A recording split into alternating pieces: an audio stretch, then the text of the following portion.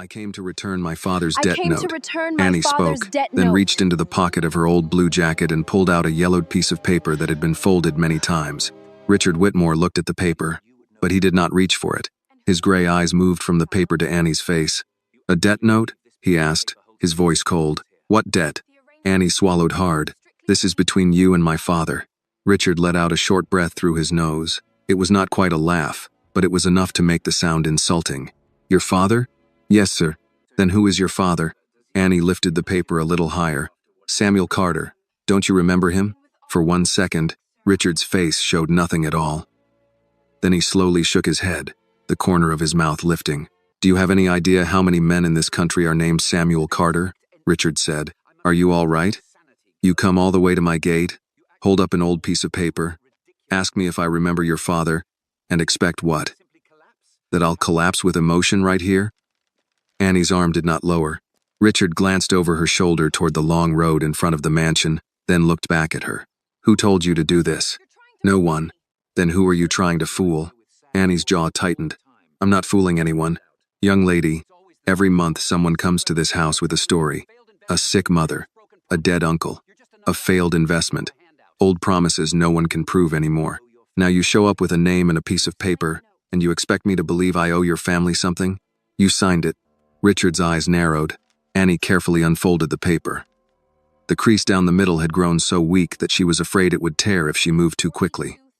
She turned the paper toward him so he could see the writing inside. "I, Richard Whitmore, owe Samuel Carter $42,000. And far more than that." Her voice held until the end, though the final words almost caught in her throat. Richard's eyes stopped on the signature, but he still did not take the paper. "That could easily be copied." "It wasn't. And I'm supposed to accept that because you say so?" "No. I hoped you would remember the man who helped you survive when you had nothing." Richard's face hardened. Before he could answer, footsteps sounded from the entrance of the mansion.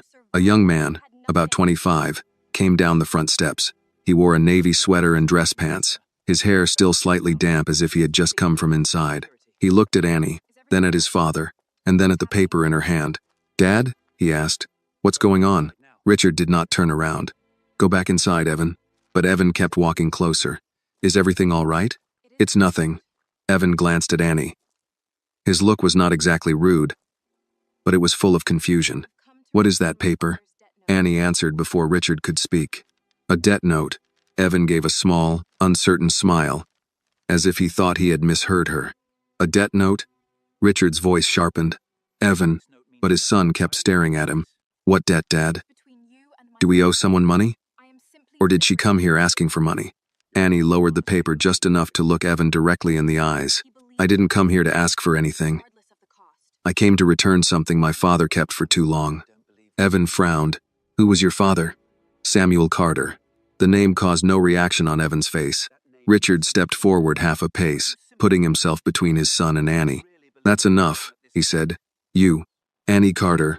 "Miss Carter," Richard said, shaking his head again, this time with clearer contempt. "I don't know you. I don't know your father, and I certainly do not handle money matters at my front gate because a young woman suddenly appears with a wrinkled piece of paper and claims she came to return my debt note.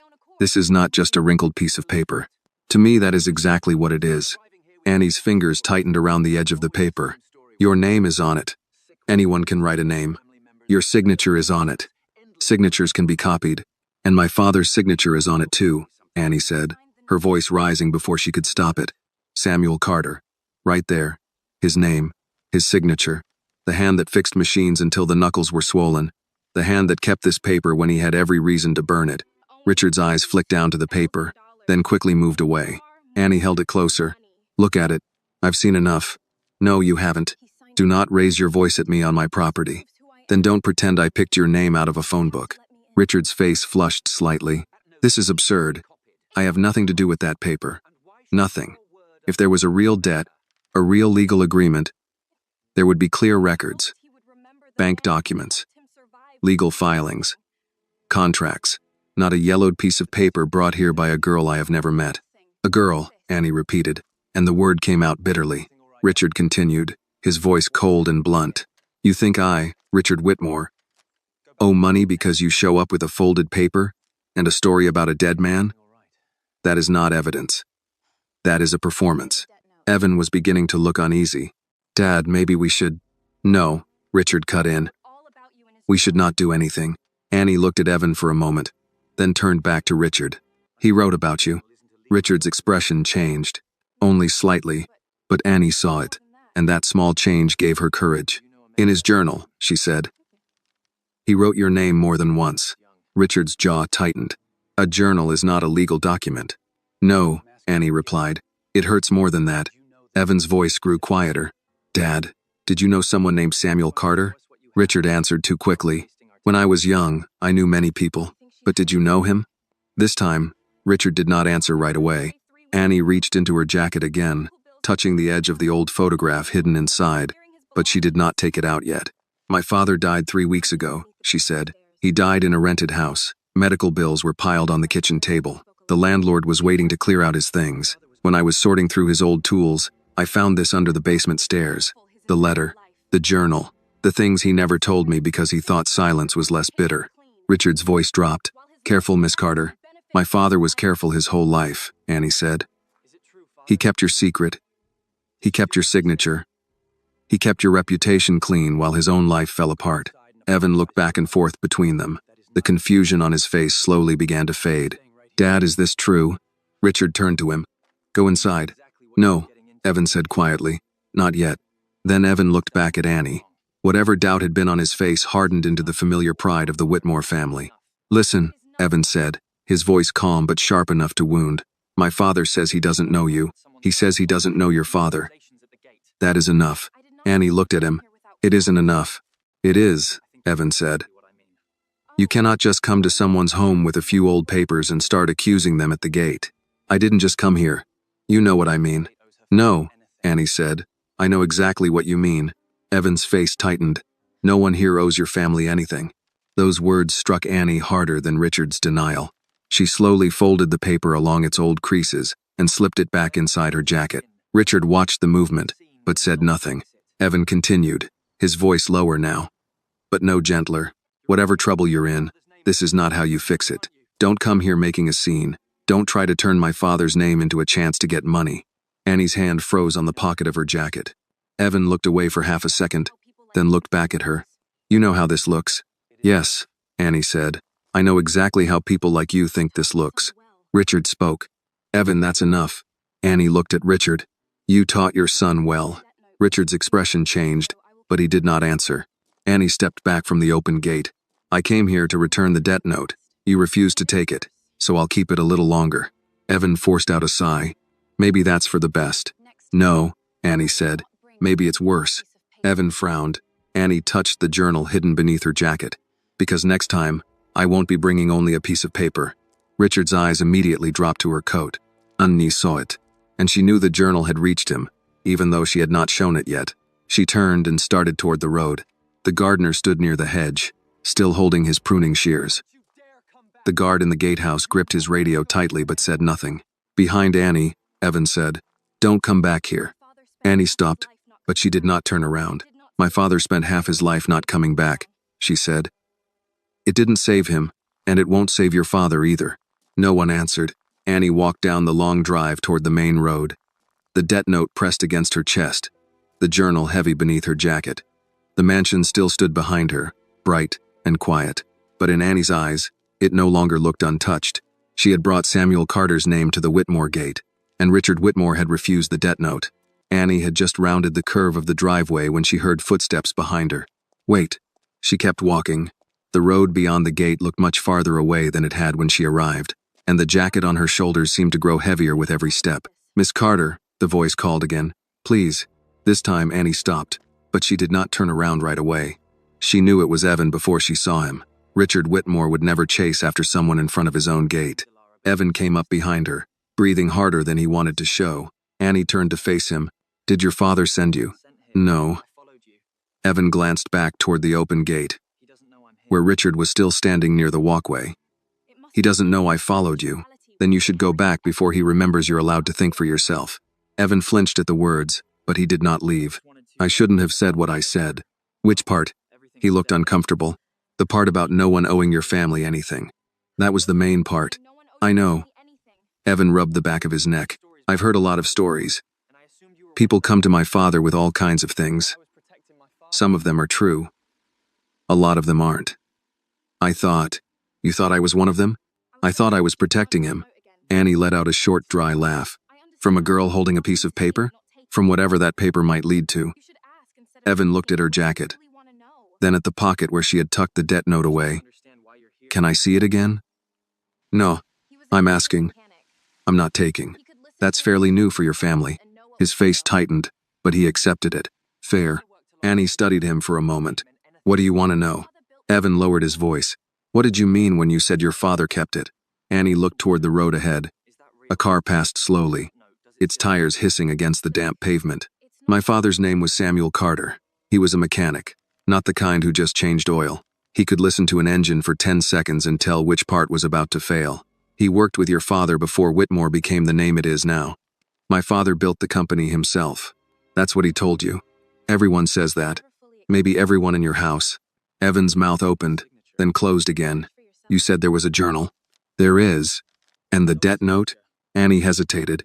Then she reached into her jacket and took out the folded paper.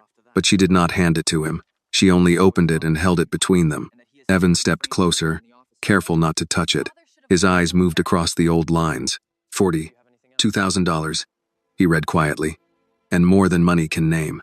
That line is the part my father never explained, Annie said, because he never explained any of this. Is that really my father's signature? You tell me. Evan looked at it longer than Richard had allowed himself to. It looks like his old signature. Old signature? After he became more public, he changed it. Shorter, cleaner. But this... Evan stopped. This what? This is how he signed when he was in college. I've seen it on a few framed things in his office. Annie folded the paper before the wind could catch it. Then maybe your father should have looked a little closer. Evan swallowed. Do you have anything else? Annie touched the photograph inside her pocket. She remembered Richard's face when she mentioned the journal. She remembered Evan saying no one owed her family anything. She remembered the words her father had written under the basement stairs, words buried in the dark while the man who owed him lived behind iron gates and stone walls. Slowly, she took out the photograph. Evan accepted it only after she nodded. For several seconds, he said nothing. His thumb hovered near the edge of the faded photograph, careful not to cover either face. The two young men in the picture looked as if they had been caught in an ordinary living moment. Samuel Carter was smiling brightly. His sleeves rolled up, his arms smeared with grease. Richard Whitmore stood beside him, younger and thinner, one arm around Samuel's shoulders as if friendship were something that could hold up the whole world. Above them, the sign was clear, Carter and Whitmore Repair Company. Evan's face changed. That's my father, he said. Yes. And that's yours? Samuel Carter. Evan looked up. Why is his name first? If this moment touched your heart, please like this video and leave a comment telling us where you are watching from. Your support helps this channel share more stories about truth, family, and justice. And if you believe the past should never be buried when someone's life was broken, please subscribe to the channel. Something inside Annie went still. It was not the question she had expected. And because it came from Evan, it carried more weight than if she had asked it herself. I don't know, she said. But I think your father does. Evan turned toward the mansion. He told me he opened the first shop by himself. My father's journal says otherwise. Can I show him this picture? Annie reached for it at once. No. Please. You told me not to come back a minute ago. I was wrong. That was quick. I'm trying to fix it. This can't be fixed by hanging a picture in the entryway. No, Evan said. But I can make him look at something he can't pretend he didn't hear because of a gate. Annie looked him straight in the eyes. If I give you that picture and it disappears, I lose one of the last pieces I have of my father. I won't let that happen. You're his son. I know. Evan's voice dropped. That's why I need to know whether he lied to me. Annie took the photograph back, looked at it one more time, and pressed it against her chest. I'll keep it. Evan nodded immediately. All right. No guard touches me. No lawyer takes my bag. No one says I'm making a scene. I'll handle it. 5 minutes ago, you couldn't even stand up to your father. That was before I saw his face in that picture. Annie nearly refused. Everything in her told her not to return to a place where she had just been told she did not belong. But her father had kept that picture for a reason. A name could be denied. A signature could be called fake. A debt note could be dismissed as an old scrap of paper. But a photograph made denial harder. All right, she said, "but I keep it." Evan turned and started up the driveway faster than Annie expected. Then he looked back. "Come on, I'm coming."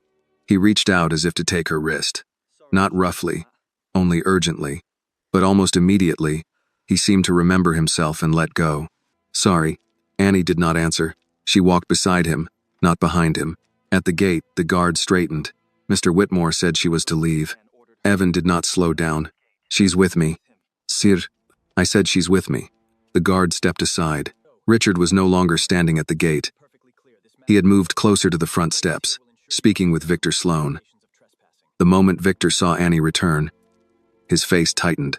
Richard turned as well, irritation clear on his mouth.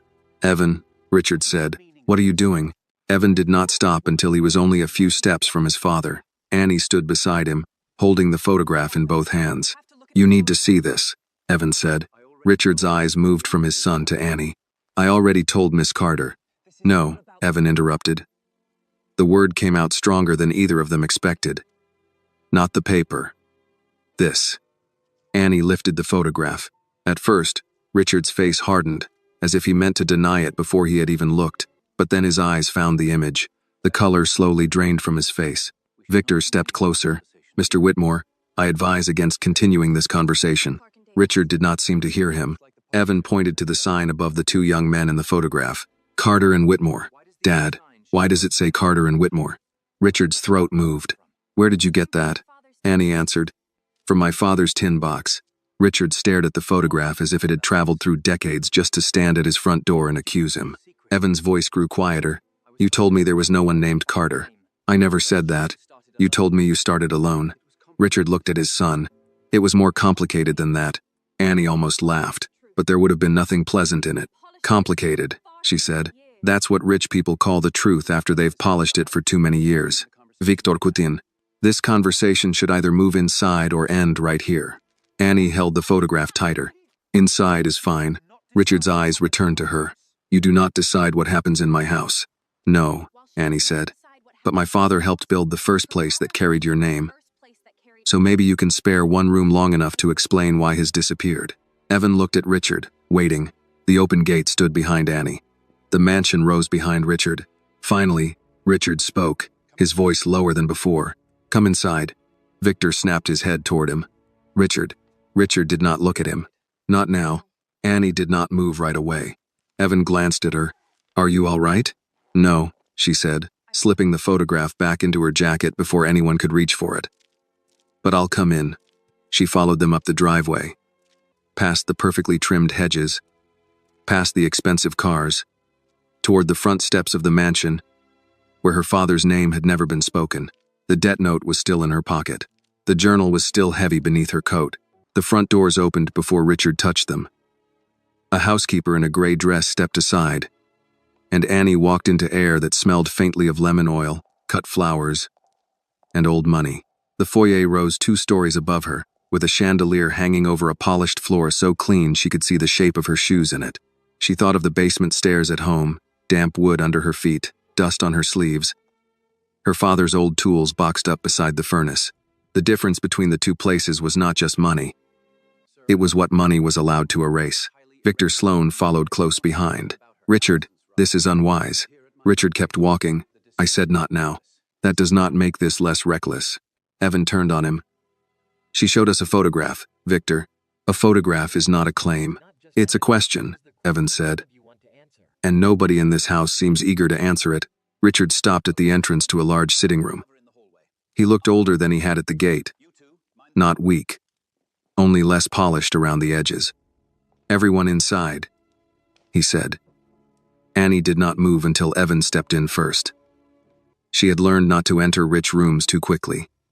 People watched how you walked, what you touched, where your eyes went. They made decisions before you spoke. So she kept her hands near her coat, kept her bag close, and crossed the threshold with the same quiet care her father used when handling a machine that might still have power running through it. The sitting room was wide, lined with books and framed photographs. Richard with senators. Richard at a hospital ribbon cutting. Richard beside a university president. Richard handing a large check to a smiling charity board. In every image he looked generous, steady, certain. Annie wondered how many photographs it took to cover one old picture of him standing beside Samuel Carter under a hand-painted shop sign. Richard pointed toward a chair. Sit. I'll stand. This will be easier if you sit. It was easy for you when I stood outside. Evan made a small sound, not quite approval, not quite discomfort. Victor's mouth tightened. Richard looked at Annie for a moment, then lowered himself into a chair near the fireplace. Evan sat on the arm of the sofa, restless. Victor remained by the door, already preparing to turn whatever happened into language no ordinary person could fight. Richard held out his hand. The photograph. Annie shook her head. I'll hold it. You came here to show it to me. And I did. I need to examine it. No, you need to answer why my father's name was on that sign. Richard's fingers curled once, then relaxed. Carter and Whitmore was never a corporation. It was a small repair operation. A rented bay. A few tools. A name painted on wood. Annie's voice stayed low. So it existed. Richard looked toward the fireplace. For a short time, Evan rubbed his palms together. Dad, why have I never heard of it? Because it was nothing. Annie pulled the photograph from her coat and held it up. It was not nothing to the man who kept this wrapped in cloth for more than 20 years. Richard looked at the picture again, and this time memory came before pride could stop it. His eyes moved over the sign. The open garage door behind the two men. The oil drum in the corner. Samuel's grin.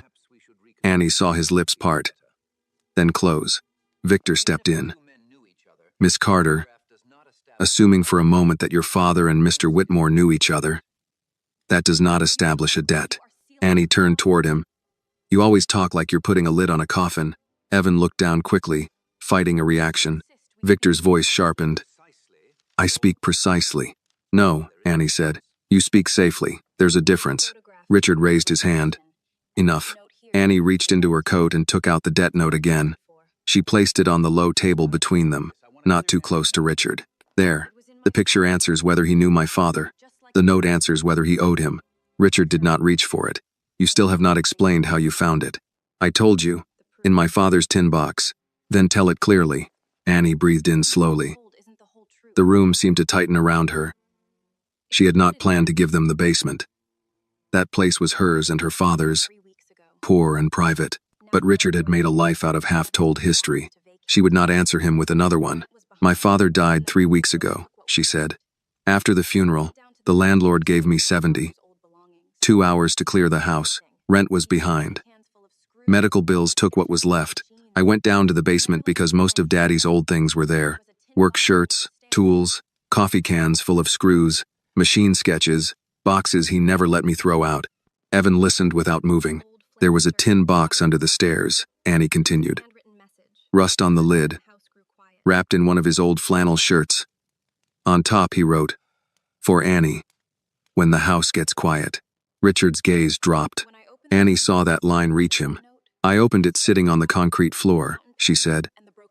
Inside was the debt note, the photograph, a fountain pen, a broken pocket watch, and his diary. At the word diary, Victor shifted. Richard did not. Evan said, You brought it? Yes. Can we see it? Victor answered before Annie could. Absolutely not. Annie looked at him. You afraid of paper too? I am concerned about forged documents, emotional manipulation, and potential extortion. Extortion? Annie repeated. I didn't ask for money. You came with a debt note. I came to return it. Victor gave a thin smile. A convenient distinction. Annie felt her anger rise. But she kept her voice quiet. My father taught me that when a man uses big words to make a simple wrong sound complicated, he already knows what he did. Richard looked up at that. Samuel said that? He asked. Annie turned back to him. More than once. For a moment, Richard was not at the mansion. Annie could almost see him somewhere else. Younger. Standing in a repair shop with the smell of hot metal and coffee around him. Then he shut the memory away. Your father had opinions, Richard said. He had more than that. He had receipts. Victor stiffened. Annie opened her bag and took out the diary. She did not hand it over. She opened it to the first marked page and held it in both hands. My father wrote that you came to him hungry, proud, and half-broken, she said. He wrote that he gave you a place to sleep when you lost your room over on Pratt Street. He wrote that he helped you rent the first bay. He wrote that the compressor in that shop failed during your first big order. and he stayed awake 2 nights to rebuild it while you went out begging for more time. Richard's face lost some of its color. Evan turned to him. Is that true? Richard's answer came rougher than before. I had help when I was young. Everyone has help. Not everyone erases the helper, Annie said. Victor moved closer. Mr. Whitmore, do not respond to that. Richard's eyes stayed on Annie. What else did he write? Annie turned a page. That you had hunger. He had patience. Between the two of you, he thought you could build something honest. The room went quiet except for the faint hum of heat through the vents. Evan said softly, honest? Annie did not look away from Richard. That word came up a lot before the debt did. Richard's hands rested on his knees now. He was trying to appear calm, but one thumb moved against the seam of his trousers. Annie noticed. So did Evan. Victor said, this is going nowhere. No, Evan said, it's going somewhere you don't like. Victor looked at him. Mr. Whitmore's interests. He's my father, Evan said. Not your client in front of me. That stopped Victor for half a breath. Richard stood. Evan, no, Dad. If this is nonsense, say it. Say the shop never existed. Say, that's not your old signature. Say, Samuel Carter didn't help you. Richard's face tightened. You are asking questions about years you do not understand. Then help me understand them. Annie closed the diary slowly. She could feel the house pressing around them, the portraits, the polished table, the measured voices. But something had changed. At the gate, Richard's denial had stood alone. In this room, it had to stand beside a photograph, a note, a diary, and his son's questions. Richard looked at Annie. What do you want? The question sounded simple, but it carried all the suspicion he had not spoken. Money. Apology. Threat. Settlement. Silence. Annie put the diary back in her bag. I want to know why my father died with your name locked in a tin box while your name is carved into half the city. Richard's mouth opened, then closed. I want to know why he paid $42,000 for you, she said, and why, after you became everything he once believed you could be, you left him with nothing but paper. Victor said, that is an accusation. Yes, Annie said, it is. Evan's voice came quiet. 42,000 for what? Richard turned away. There it was. Not an answer. Worse than an answer. Annie picked up the debt note from the table and slid it back into her coat. You don't have to tell me today. Richard turned back. Then why are you still here? Because now I know you remember enough to be afraid of the rest. Victor reached for the door. This meeting is over. Annie nodded. For today. Evan stood. Annie, wait. She paused at the doorway. He looked embarrassed, angry, and shaken all at once. Can I call you, if I have questions? Victor said, no. Annie looked at Richard instead. Ask your father first. If he tells you the truth, you won't need me. If he doesn't, you'll know where to start. Where? She thought of the basement, the notice on the door, Mrs. Evelyn's kitchen, the old name she had not yet followed. Find out who Leonard Price is, she said. Richard's head turned sharply. Annie caught it. So did Evan. Thank you, Annie said, though it was not gratitude. It was confirmation. She left the sitting room with her bag against her side and her father's proof still close. Behind her, no one spoke until she reached the foyer. Then Evan's voice rose. No longer careful. Dad, who is Leonard Price? Annie did not hear Richard's answer. She did not need to. The silence that followed her out of the mansion was answer enough. Annie did not look back until she reached the bottom of the front steps. The doors closed behind her with a soft weight that made the mansion seem sealed again. But she knew better now. A closed door was not the same as a clean secret. Marcus Hill stood near the rose beds with a pair of gloves tucked under one arm. He had gone back to work, or had pretended to, but his eyes moved toward Annie as she came down the steps. You all right, Miss Carter? He asked. Annie stopped beside the walk. The question was simple, and because it was simple, it nearly undid her. Inside that house, every sentence had been a trap or a defense. Marcus asked like a man who expected an honest answer and could bear hearing it. No, she said, but I'm leaving with more than I came in with. He gave a small nod. Sometimes that's enough for one morning. She looked toward the long drive. You knew my father's name. I knew of it. Marcus glanced back at the mansion. Old Mr. Whitmore had a driver before my time. Mr. Ellis. Used to sit with me during lunch and talk about the early days. Said there was a man named Sam who could fix anything but a greedy heart. Annie felt the words settle deep. He said that? More than once. I didn't know it meant anything to me until you said the name at the gate. Do you know Leonard Price? Marcus took a breath through his nose, thinking. Watch repairman. Harford Road, if he's still there. Mr. Ellis had an old pocket watch Leonard kept alive for 30 years. Annie nodded. Thank you. Miss Carter. She paused. Men in big houses count on folks getting tired before the truth does. Marcus pulled on one glove, then the other. Don't get tired too soon.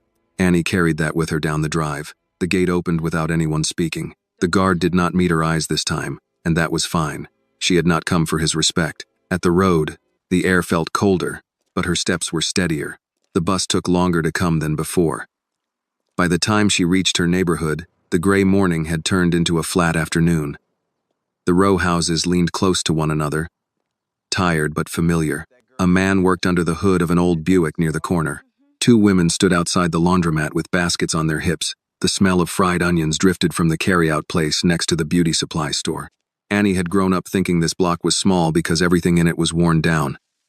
Now, after Whitmore Estate, she saw something else. People here remembered. They remembered who fixed their furnace in January, who brought soup when somebody died, who lent a ladder, who sat on a porch when bad news came. Rich people had files. Poor people had witnesses. Mrs. Evelyn was waiting on her front steps. Well, she said. Annie climbed the steps and sat beside her without being invited. Her legs were tired now that no one important was watching. He remembers, Annie said. Evelyn looked straight ahead. I figured. He won't say it.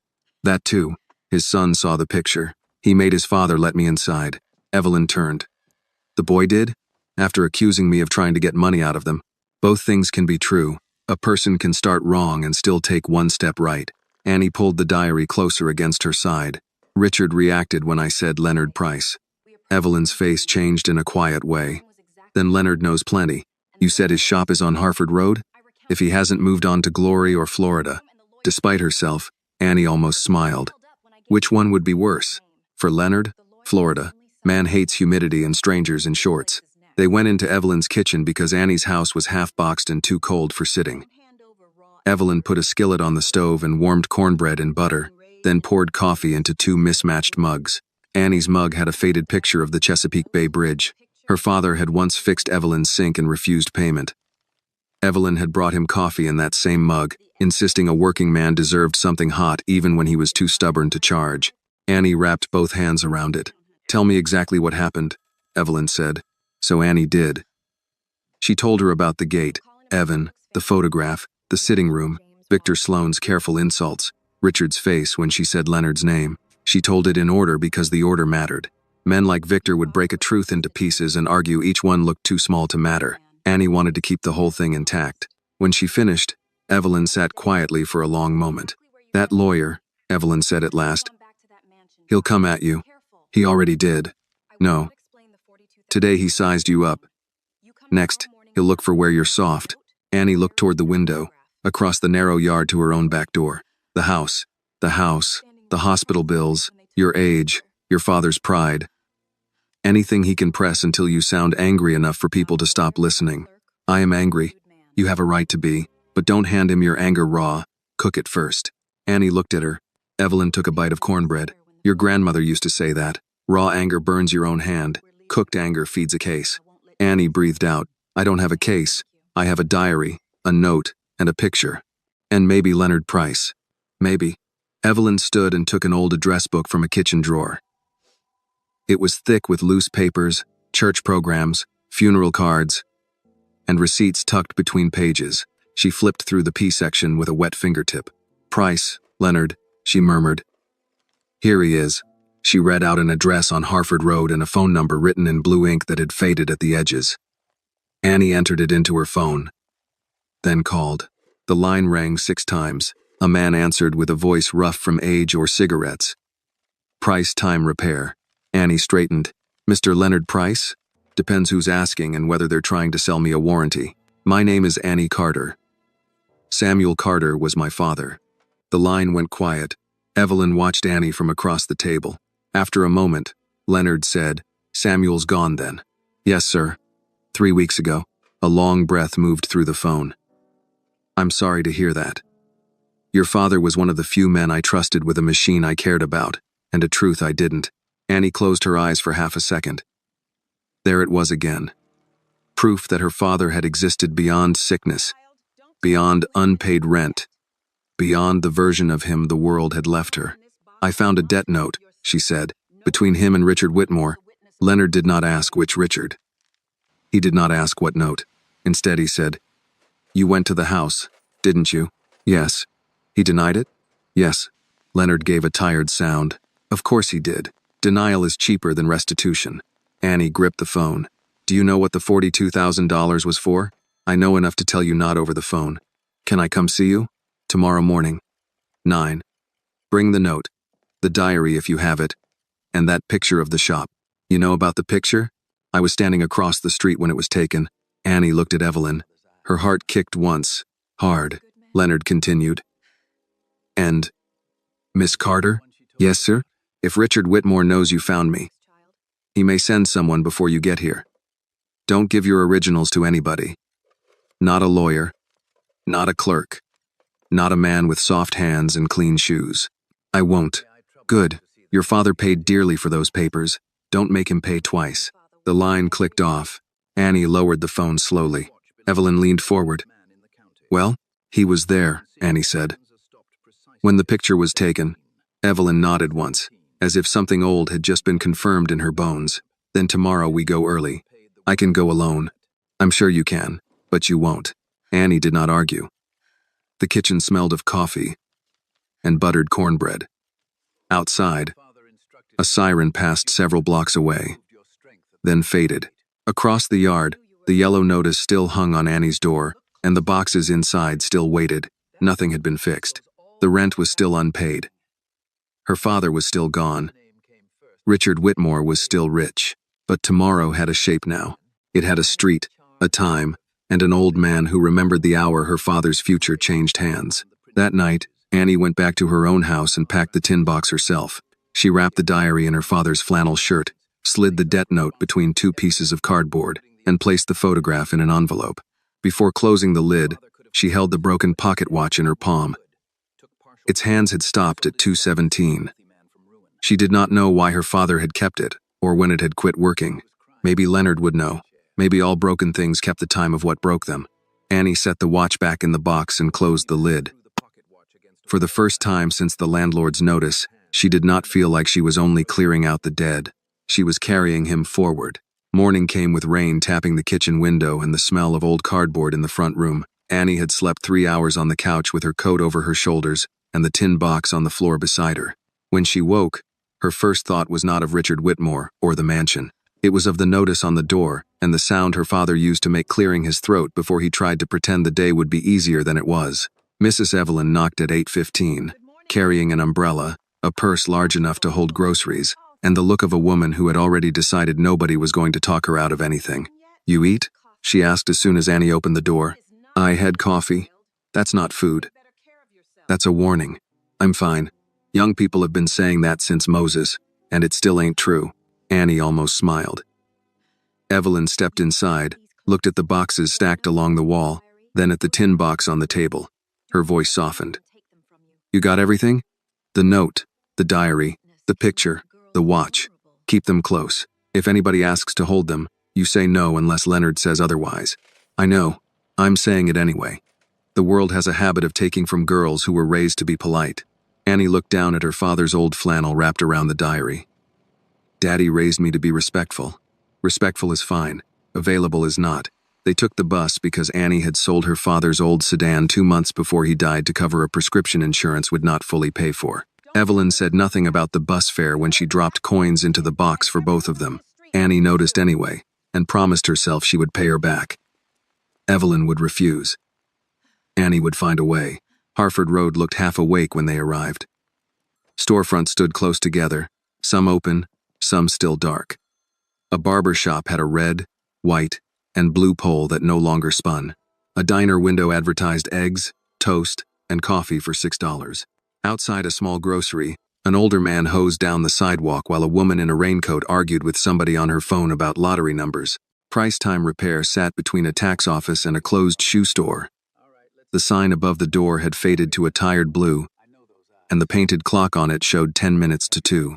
In the window, watches rested on velvet pads beside handwritten cards. Batteries, bands, grandfather clocks, house calls by appointment. A bell rang when Annie pushed the door open. The shop smelled of metal, dust, coffee, and something sweet, maybe pipe tobacco from years before. Clocks covered the walls. Some ticked fast, some slow, some not at all. The sound should have been chaotic, but it settled around Annie like many old hearts, keeping different versions of the same hour. A man came from the back room wiping his hands on a cloth. Leonard Price was thin, brown-skinned, and stooped at the shoulders, with white hair cut close, and glasses hanging from a cord around his neck. He looked at Evelyn first. "Evelyn Brooks," he said, "if I'd known you were coming, I'd have hidden the good coffee." "You never had good coffee, Leonard." "That's so? You had strong coffee. There's a difference." He smiled, then turned to Annie, and the smile left without turning cold. "Miss Carter." "Yes, sir." He did not offer his hand right away. Instead, he looked at her face the way someone looks at a familiar road after many years, searching for what has changed and what has not. "You have Samuel's eyes," he said, "but your grandmother's patience, I hope. Your father had a temper when he was young." Annie had never heard anyone call her father young with such ease. In her memory, Samuel had always been tired, always careful with his breath, always measuring what the week would cost. "He didn't show much temper by the time I knew him," she said. "No," Leonard said. "Men who swallow enough fire either burn the world or burn quiet. Samuel chose quiet. I never agreed with him on that." Evelyn set her umbrella near the door. "We're here because quiet is done." Leonard nodded. "Come back here." He led them to a narrow work table beneath a lamp. Tiny screwdrivers, watch faces, springs, and gears were arranged in shallow trays. Beside them sat 3 mugs, as if he had expected exactly 2 visitors and planned for himself to need coffee during the telling. Annie placed the tin box on the table but kept one hand on the lid. Leonard saw that and nodded once. "Good, don't trust easy." She opened the box. First the debt note, flattened between cardboard. Then the photograph. Then the diary wrapped in flannel. Last, the broken pocket watch. Leonard reached toward the watch before anything else, then stopped with his fingers above it. "May I?" Annie hesitated, then handed it to him. His thumb moved over the tarnished case. "I wondered where this went. You know it? I sold it to Richard Whitmore for $12.50 in 1989. He wanted something that made him look like a man who kept appointments." Leonard turned the watch over. "Samuel brought it back to me years later. Broken. Said he didn't want it fixed. Just wanted it to stay honest." "What does that mean?" Leonard opened the case. The hands were stopped at 217. His face changed. That was the time the bank stamped the payment. Annie's hand tightened on the edge of the table. "The 42,000? Leonard nodded. "The day Samuel paid Richard's debt." Evelyn sat slowly in the chair beside Annie. "Start at the beginning, Leonard." "There isn't one beginning," he said. "There's the beginning Richard tells, the one Samuel lived, and the one the paperwork can prove. We'll use the paperwork first, because men like Whitmore respect paper more than memory until memory learns to bring copies." He opened a drawer beneath the table and took out a folder tied with string. The folder was old but clean, kept away from sunlight and damp. Annie saw handwriting across the front. "Carter, Whitmore, 1991. Her breath caught. Leonard placed the folder on the table but did not open it yet. "Your father asked me to keep duplicates. He said if anything happened to him, and if someday his girl came asking, I should decide whether she was strong enough to hear it." Annie looked at him. "And?" Leonard's eyes softened. "You went to Whitmore's gate before you came to me." "That answers it." He opened the folder. Inside were copies of checks, a lease agreement, a shop registration, a bank letter, and a photograph Annie had not seen before. In it, Samuel stood inside the repair bay beside a compressor, one hand resting on the machine, Richard beside him holding a clipboard. Leonard pointed to the shop registration, "Carter and Whitmore Repair Company." Not incorporated the way Richard's empire later was, but registered with the county. Samuel's name first, because he had the trade license. Richard had charm and nerve. That was useful, but it didn't repair engines. Annie touched the edge of the copy. Why did Daddy never tell me his name was on the first business? Because after Richard made it big, the story changed. At first it was small omissions, then interviews, then speeches, then a company history printed on heavy paper that made no mention of Carter at all. Samuel could have challenged it. Why didn't he? Leonard looked at Evelyn, then back at Annie. Pride, weariness, and you. By then your mother was gone. He had bills. And fighting a rich man takes money, even when truth is free. Annie's throat tightened, but she kept her voice steady. What happened with the debt? Leonard pulled out the bank letter. Richard signed a supply contract he should never have touched. Cheap parts, rushed work, numbers that didn't match the shop's capacity. Samuel warned him. Richard said risk was how men got ahead. Then a warehouse job failed inspection after equipment broke down. Men were hurt. Not killed, thank God, but hurt enough. The contractor threatened suit.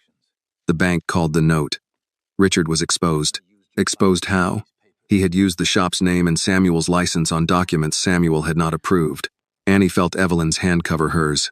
Leonard continued, if it went to court, Richard might have lost the shop and faced charges. Samuel could have cleared himself by letting Richard take the fall. Instead, he paid the settlement portion he could reach, signed a statement taking partial responsibility for oversight, and sold his truck to cover the rest. Why? Annie asked. Though she already knew some of it from the diary, Leonard's mouth tightened. Because Richard came to him crying.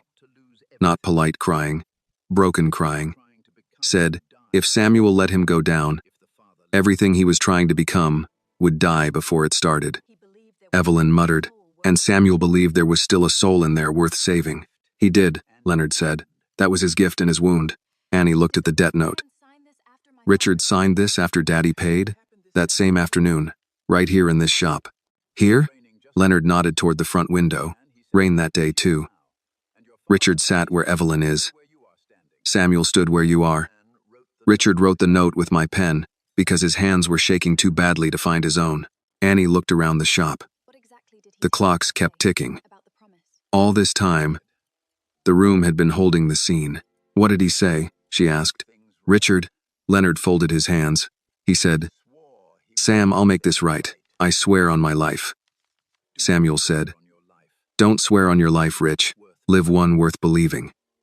Evelyn closed her eyes. Annie looked down at the table until the wood blurred. She would not cry. Not here. Not yet. Leonard pushed another paper toward her. This is the bank stamp, 2:17 p.m. That watch stopped within the hour. Richard threw it against the wall outside after Samuel refused to shake his hand. Samuel picked it up. Later he asked me to leave it broken. Why keep it?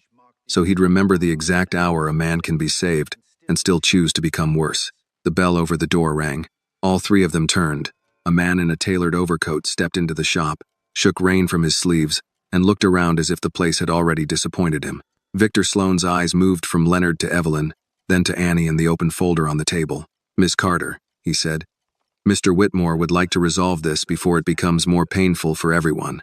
Leonard closed the folder with one flat hand. Annie stood. How did you know I was here? Victor offered a small smile. You mentioned Mr. Price in front of witnesses. That was unwise. Evelyn rose slowly beside Annie. Careful, counselor. Old women are witnesses too, and we last longer than men expect. Victor ignored her and placed a white envelope on the counter. There is a generous offer inside. More than generous, given the condition of your documents. Annie did not touch it. I didn't ask for an offer. No, Victor said. But you need one. Leonard's voice came dry, still talking like a man selling locks after robbing the house. Victor looked at him. Mr. Price, I would be careful about involving yourself in a matter you may not fully understand. Leonard tapped the folder. I understood it when Richard signed the note in my shop. For the first time, Victor's smile thinned. Annie picked up the tin box and held it against her coat. Tell Richard if he wants to resolve something, he can start by saying my father's name without choking on it. Victor's eyes hardened. You're making a mistake. No. Annie said. I'm finding out who made the first one. She walked past him toward the door, Evelyn close behind. Leonard called after her before she stepped into the rain. Miss Carter. Annie turned. He held up the folder. Copies. The originals stay with me until we know who can be trusted. Annie nodded. Outside, rain darkened the sidewalk and blurred the shop window behind her. Victor had come with an envelope. Leonard had given her a history. Richard had money, lawyers, a mansion, and a son beginning to ask questions.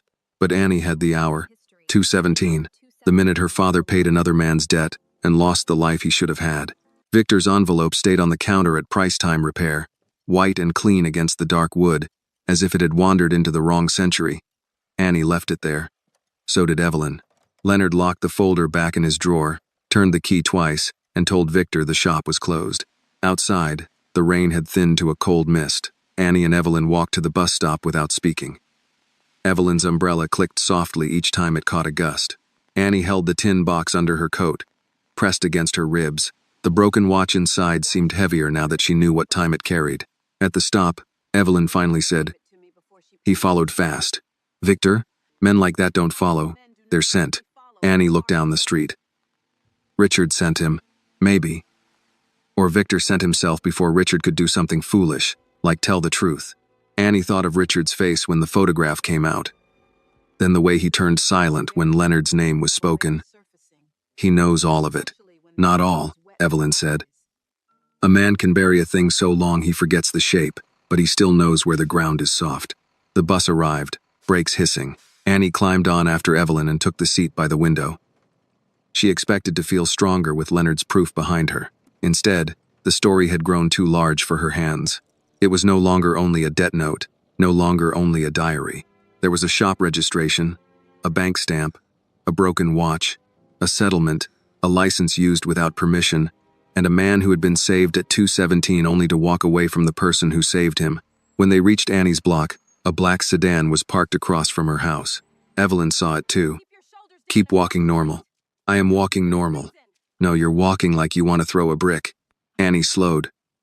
The sedan's windows were dark, but the engine was off. Nobody stepped out.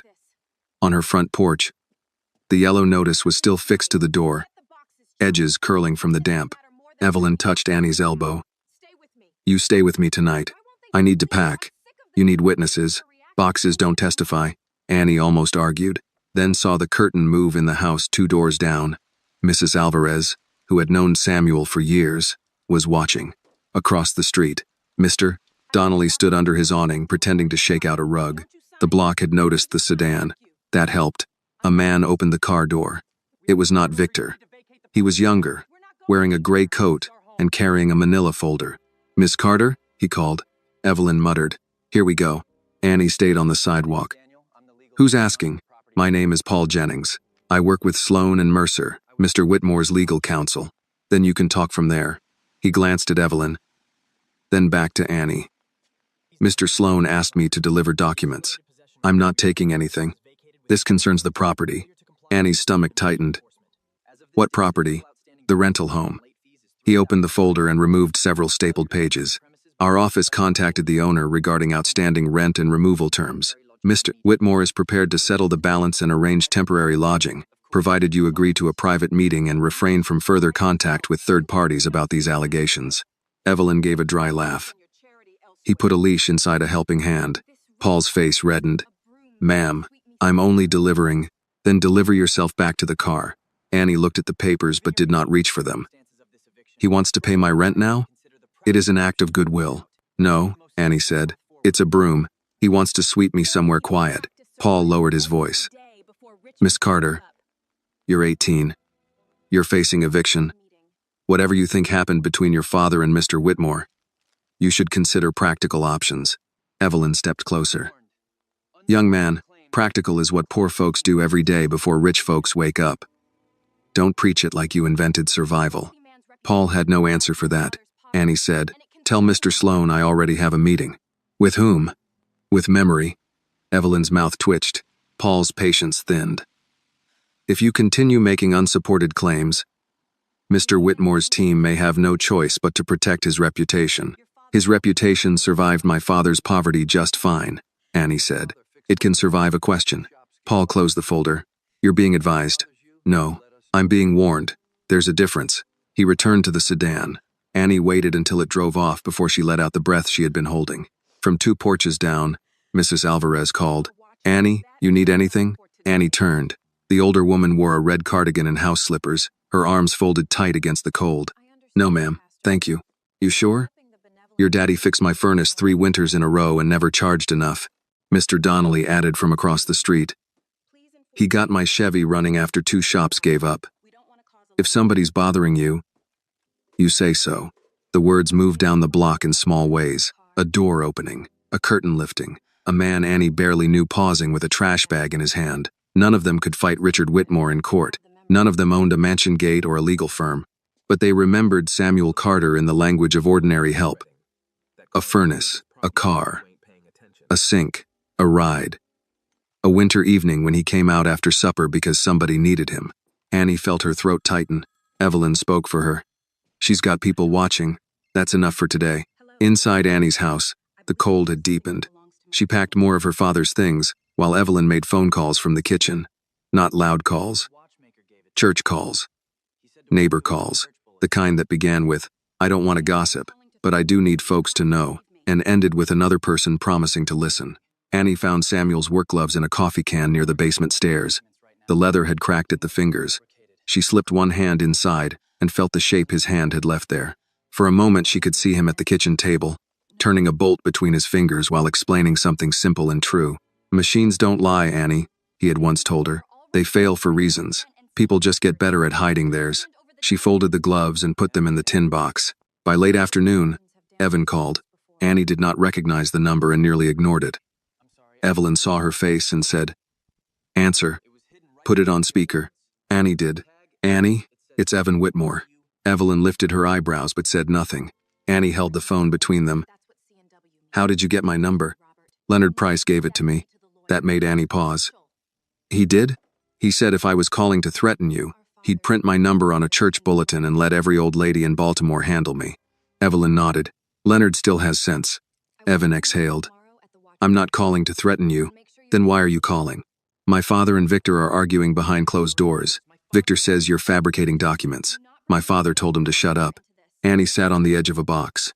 Evan continued, "That doesn't mean he admitted anything, but I've never heard him speak to Victor that way." "What do you want from me?" "The diary," Evan said. "Not to take. I want to read one entry, something that proves my father knew yours beyond that picture." "No." "Annie, no. Your family's lawyer already tried to put a price on my rent today. Then he sent somebody with papers. Now you call asking for the diary. You may mean well, Evan, but meaning well has done a lot of damage in your house." There was quiet on the line. Then Evan said, "I'm sorry about the papers. I didn't know. Now you do." "I found something," he said. Evelyn leaned closer. "What?" Annie asked. "In my father's office. Behind some framed awards. There's an old key on a ring. The tag says C&W, Bay 3. Annie looked at Evelyn. Evan said, "Does that mean anything?" Evelyn whispered, "Carter and Whitmore." Annie's voice steadied. "Don't give that key to Victor." "I wasn't planning to. Don't show your father yet either. He's my father, and mine kept your father's secrets for decades. We both know fathers can be wrong." Evan did not answer right away. "What do I do?" Annie looked at the tin box, at the gloves, at the watch, stopped at 2:17. "Meet me tomorrow morning at Leonard's shop. Bring the key. Victor will find out. Then don't bring Victor." "And my father?" Annie thought of Richard refusing the paper. Richard losing color at the photograph. Richard saying the word complicated as if it could replace truth. "Not yet," she said. "Let him wonder what else his house forgot to hide." After she hung up, Evelyn poured fresh coffee and set a mug beside Annie. "You trust the boy?" Evelyn asked. "No. But he asked what to do." Evelyn sat across from her. "That's where some people begin." That night, Annie stayed at Evelyn's, the tin box beside the couch. Rain ticked against the window. Across town, Evan Whitmore had a key marked C&W Bay 3. Somewhere in Richard's mansion, a father was arguing with the man paid to protect his lies. And on Harford Road, Leonard Price had copies of a truth that was learning how to travel. Annie closed her eyes but did not sleep quickly. The debt had started as a paper. Now it had a key. Evan arrived at Price Time Repair 10 minutes before 9, wearing a baseball cap pulled low and a jacket that cost more than Annie's monthly rent. He stood outside the shop with his hands in his pockets, trying to look casual and failing. The street was too honest for that. Harford Road had a way of making rich people's disguises seem louder than their clothes. Annie saw him from the bus window before it stopped. Mrs. Evelyn saw him too. "Well," Evelyn said, gathering her purse. "The boy came. He could still be here for his father. Could be. That's why God gave us eyes and old women gave us suspicion." They stepped off the bus. Evan straightened when he saw Annie, then nodded to Evelyn with a politeness that seemed practiced but not false. "Mrs. Brooks," he said. Evelyn looked him over. "You remember my name? That's either manners or nerves." "Both, ma'am." "Good. Nerves mean your conscience is awake." Annie stopped in front of him. "You brought it?" Evan reached into his jacket and took out a small brass key on a metal ring. A paper tag hung from it, browned at the edges, with 3 letters written in faded ink. C and W. Bay 3. Annie did not touch it at first. "Where exactly did you find it?" "In my father's office.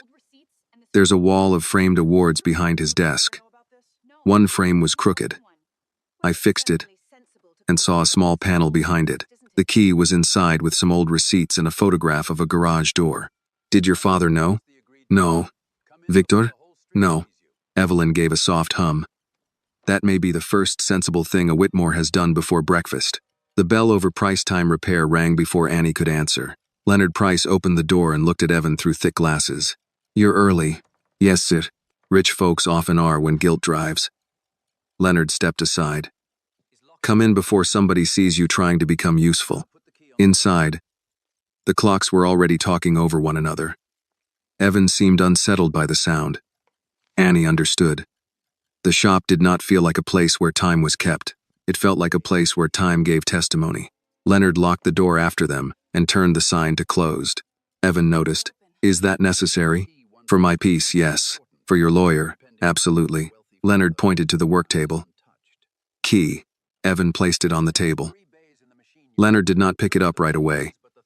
He bent close, reading the tag, then removed his glasses and cleaned them with a cloth. "Bay 3, he said. Annie's pulse changed. "You know what it opens?" "I know what it opened." Leonard looked at Evan. "Whether it still does depends on whether your father had the sense to leave the past alone." Evan swallowed. "What was Bay 3? Leonard sat slowly. Carter and Whitmore rented 3 bays at the old Ashland machine yard. Bay 1 was customer work. Bay 2 was storage. Bay 3 was where Samuel kept the books Richard didn't like. Evan frowned. "Books as in accounting?" "Accounting. Contracts. Parts orders. Safety notes. Anything that showed Samuel was more than the man Richard later turned him into." Annie leaned forward. "Did Daddy keep records there?" "He did until the partnership broke. After the debt was paid, he cleared most of it out. But not all." "Why not?" Leonard looked at the key. "Because Samuel believed a man deserves one chance to come back and tell the truth on his own. He left some things where Richard could find them if he ever became brave enough." Evelyn folded her arms. "That was generous to a fault." "That was Samuel," Leonard said. Evan stared at the key as if it had become heavier. "My father kept it." "Yes," Leonard said. "That matters." "How?" "A guilty man throws away what can condemn him. A haunted man keeps it close." No one spoke for a moment. Annie touched the tin box beside her chair. "Where is the machine yard now?" "Still standing," Leonard said. "Barely. East side. Behind the old rail spur. Most of it got bought by a storage company. Bay 3 is in the rear building." Evan looked up. "We should go." Annie turned to him. "We? I brought the key. And your last name brought the problem." He took that without arguing. "Then let me use it for something else." Evelyn looked at Leonard. "You think the place is safe to enter?" Leonard gave her a look over his glasses. "Safe? It's an old machine yard, not a church social. But if we go in daylight and don't act foolish, we'll manage." Annie shook her head. "You're not coming." Leonard laughed once. "Miss Carter, I have been waiting 30 years to see if Samuel's loose ends still have knots. I'm coming." "You're old. So are most good tools." Evelyn lifted her purse. "And I'm coming too." "No, Annie said. Mrs. Evelyn. Don't Mrs. Evelyn me. Your father fixed my furnace in a snowstorm after his own cough had him bent double. I can sit in a car and watch a door. Evan looked between them. Should I call my driver? All three of them turned to him. He flushed. That sounded bad. It sounded like money asking to be helpful and not knowing how, Evelyn said. Can you drive yourself? Yes, ma'am. Then do that. They left the shop through the back door to avoid the front window.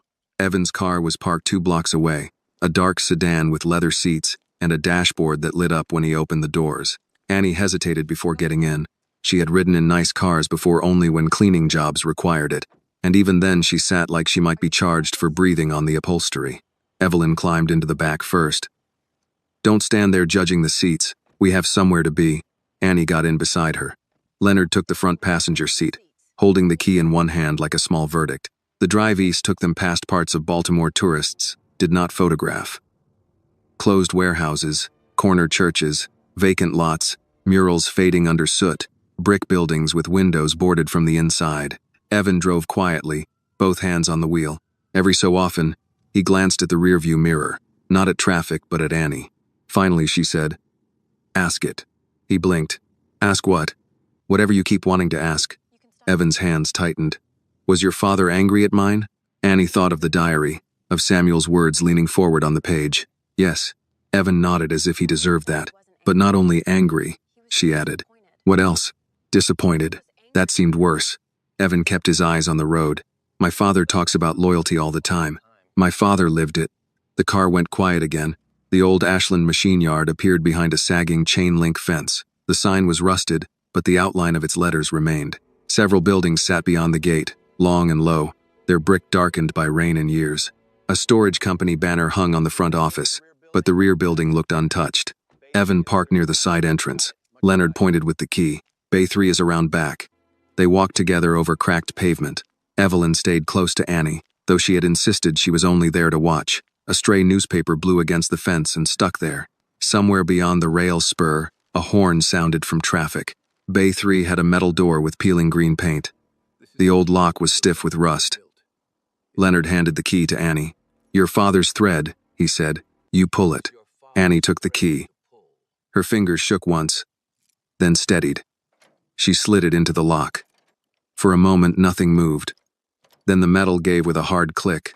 Evan exhaled. Annie pushed the door open. Dust rose in a slow cloud. Inside, the bay smelled of oil, old paper, and cold concrete. A workbench stood against the far wall. A broken stool lay on its side. Shelves held coffee cans, machine parts, brittle folders, and a metal cash box. On the back wall, under layers of grime, someone had written in black marker, "Build it clean, Rich." Leonard whispered, "Samuel." Annie stepped inside. The words on the wall did what Richard's mansion could not.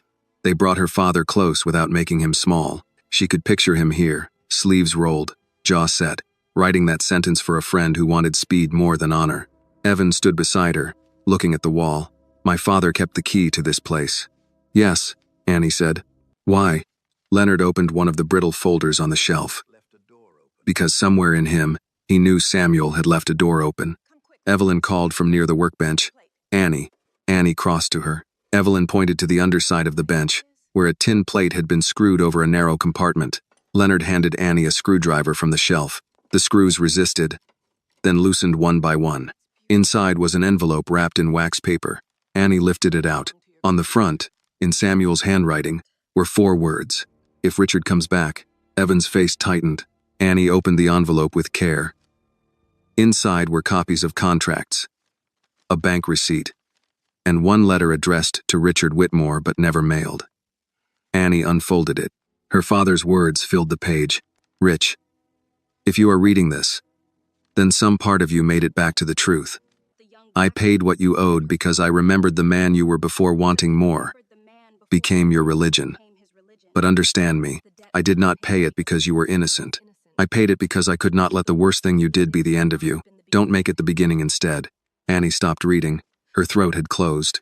Evan took one step back, as if the letter had reached him too. Leonard removed his hat. Evelyn put a hand on Annie's shoulder. Then a sound came from outside. A car door. Another one. Evan moved toward the bay entrance and looked out.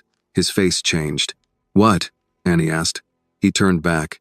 Victor, he said, and my father. Victor Sloan stepped out first, closing the car door with care, as if even an abandoned machine yard deserved proper manners when he arrived to ruin something.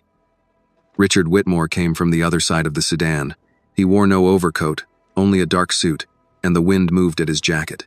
He looked toward Bay 3, then toward Evan. And for the first time since Annie had met him, he did not look in control of the ground beneath him. Evan stood in the doorway. Did you follow me? Richard's answer came after a pause. I followed the car. That's the same thing. You took a key from my office. You hid a key from your life. Victor came up beside Richard. Evan, step away from the building. No, this is private property. Leonard Price walked to the door. Slow, but firm. Funny thing about old places, counselor. Men who abandon them get sentimental when somebody else opens the lock. Victor looked past him into the bay. His eyes found Annie, the envelope in her hand, the open compartment under the workbench. Anything removed from this site may be subject to ownership claims. Evelyn gave a short laugh from behind Annie. There it is. A man sees a dead friend's letter and starts looking for a receipt. Richard's gaze had not left the back wall. Build it clean, Rich. The words were faded, but not enough. Annie saw him read them. His mouth tightened. His eyes moved once to the floor, then back to the wall as if the sentence had called him by a name no one had used in years. Annie held up the envelope. You kept the key. Richard looked at her then. You had no right to come here. My father left a letter here for you. That doesn't answer what right you had. No, Annie said. It answers why you never came. Victor stepped forward. Do not hand anything to him. Richard, I mean it. We need to establish chain of custody. Leonard turned on him. This isn't a murder trial. It's a conscience. Victor ignored him. Miss Carter, place the envelope on the bench and step away. Annie folded the letter once, carefully, and held it against her chest. No. Richard's voice came rough. What does it say? Annie looked at him for a long moment. You want me to read it? No, Victor said. Richard said, yes. Victor's head snapped toward him. Richard. Richard did not look away from Annie. Read it. Annie unfolded the page. Her hands were steady now. Steadier than they had been at the mansion gate. Maybe because this place did not belong to Richard's version of the world. It belonged to oil, work, rust, and men who made things with hands they could not afford to injure. She read, Rich, if you are reading this, then some part of you made it back to the truth. I paid what you owed because I remembered the man you were before wanting more became your religion. But understand me, I did not pay it because you were innocent. I paid it because I could not let the worst thing you did be the end of you. Don't make it the beginning instead. Richard closed his eyes. Victor muttered, This is sentimental nonsense. Evan turned toward him. Be quiet. Victor stiffened. Excuse me? I said be quiet. Richard opened his eyes, but he did not correct his son. Annie continued. If the day comes when you are ready to say my name without shame, start by telling the truth about the shop. Tell them it was not yours alone. Tell them I warned you about the parts. Tell them I signed what I signed to keep you from prison, not because I failed at my trade. Tell them I forgave the boy I called brother, but I do not forgive the man who lets that mercy become a ladder. The last word seemed to strike the room harder than the others. Richard stepped into the bay. Dust marked the shine of his shoes.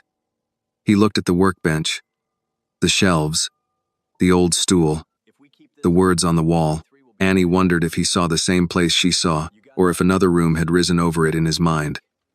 Brighter lights, a younger Samuel, a younger Richard, the sound of machines and ordinary hope. Evan's voice was low. Dad, is it true? Richard did not answer. Victor jumped in. Evan, memories are unreliable. Old letters are not legal proof. Your father built an organization that employs thousands. We are not going to let a handwritten note from decades ago. Did Samuel Carter sign papers to protect my father? Evan asked. Victor's face changed by half an inch, which was enough. Evan saw it. You knew. Victor looked at Richard. This is exactly why I wanted to handle it before it got out of control. Richard spoke at last. How long have you known? Victor's confidence returned in a thinner form. I knew there were legacy issues. Your father had already settled them internally. By the time I came in. My father? Evan said. You mean Granddad? Victor's mouth pressed shut. Annie looked from Victor to Richard. There's more. Richard's head turned toward her. My father wrote that someone came to see him years later. A Whitmore lawyer. Not you. Not your father. A lawyer. He offered him money to sign another statement saying he had never been a founding partner. Richard's face shifted. I didn't know that. Victor said quickly, there were many cleanup efforts during the restructuring period. I can't speak to every document. Leonard took a folder from beneath his arm. I can. Victor's eyes narrowed. Mr. Price. Leonard held up a copy. Samuel brought me this after the visit. Didn't sign it. Kept the copy. It says Samuel Carter performed occasional contract labor for an early Whitmore-affiliated repair operation. Contract labor. That's what they tried to make him. Evelyn's voice cut through the bay. A founder turned into hired hands. That's an old trick. Annie looked at Richard. Did you send that lawyer? Richard shook his head once, but not with contempt this time. With strain. No. Do you expect me to believe that? No, he said. I don't. The honesty landed strangely. It did not absolve him. It made the air heavier. Evan stepped closer to his father. Then say what you do know. Richard looked at the wall again. Build it clean, Rich. His shoulders seemed to settle under a weight that had been waiting for him. I knew Samuel signed something after the warehouse failure, Richard said. I knew he paid money he should never have paid. I knew I promised to pay him back. Victor said. Richard. Stop. Richard went on, quieter. I also knew when reporters started calling me self-made. I didn't correct them. Annie felt Evelyn's hand fin her arm. Evan's face tightened. That's it? You let everybody erase him because it was easier? Richard looked at his son. At first, I told myself I would fix it when the company was secure. And then? Then security became the excuse for everything. The bay fell quiet except for the wind pressing through cracks in the metal door. Victor recovered first. This confession, if that is what we are calling it, is incomplete and legally dangerous. Richard, you need counsel before you say another word. Richard turned to him. I have had counsel for 25 years. That is precisely why you still have a company. No, Richard said. It may be why I still have a lie. Victor's face went hard. Think carefully. I am. Annie watched him, unwilling to trust the turn. Guilt could sound like truth when it first came loose. Rich men could cry in one room and deny in the next.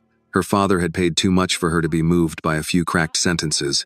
She handed the letter to Leonard, not Richard. Make a copy.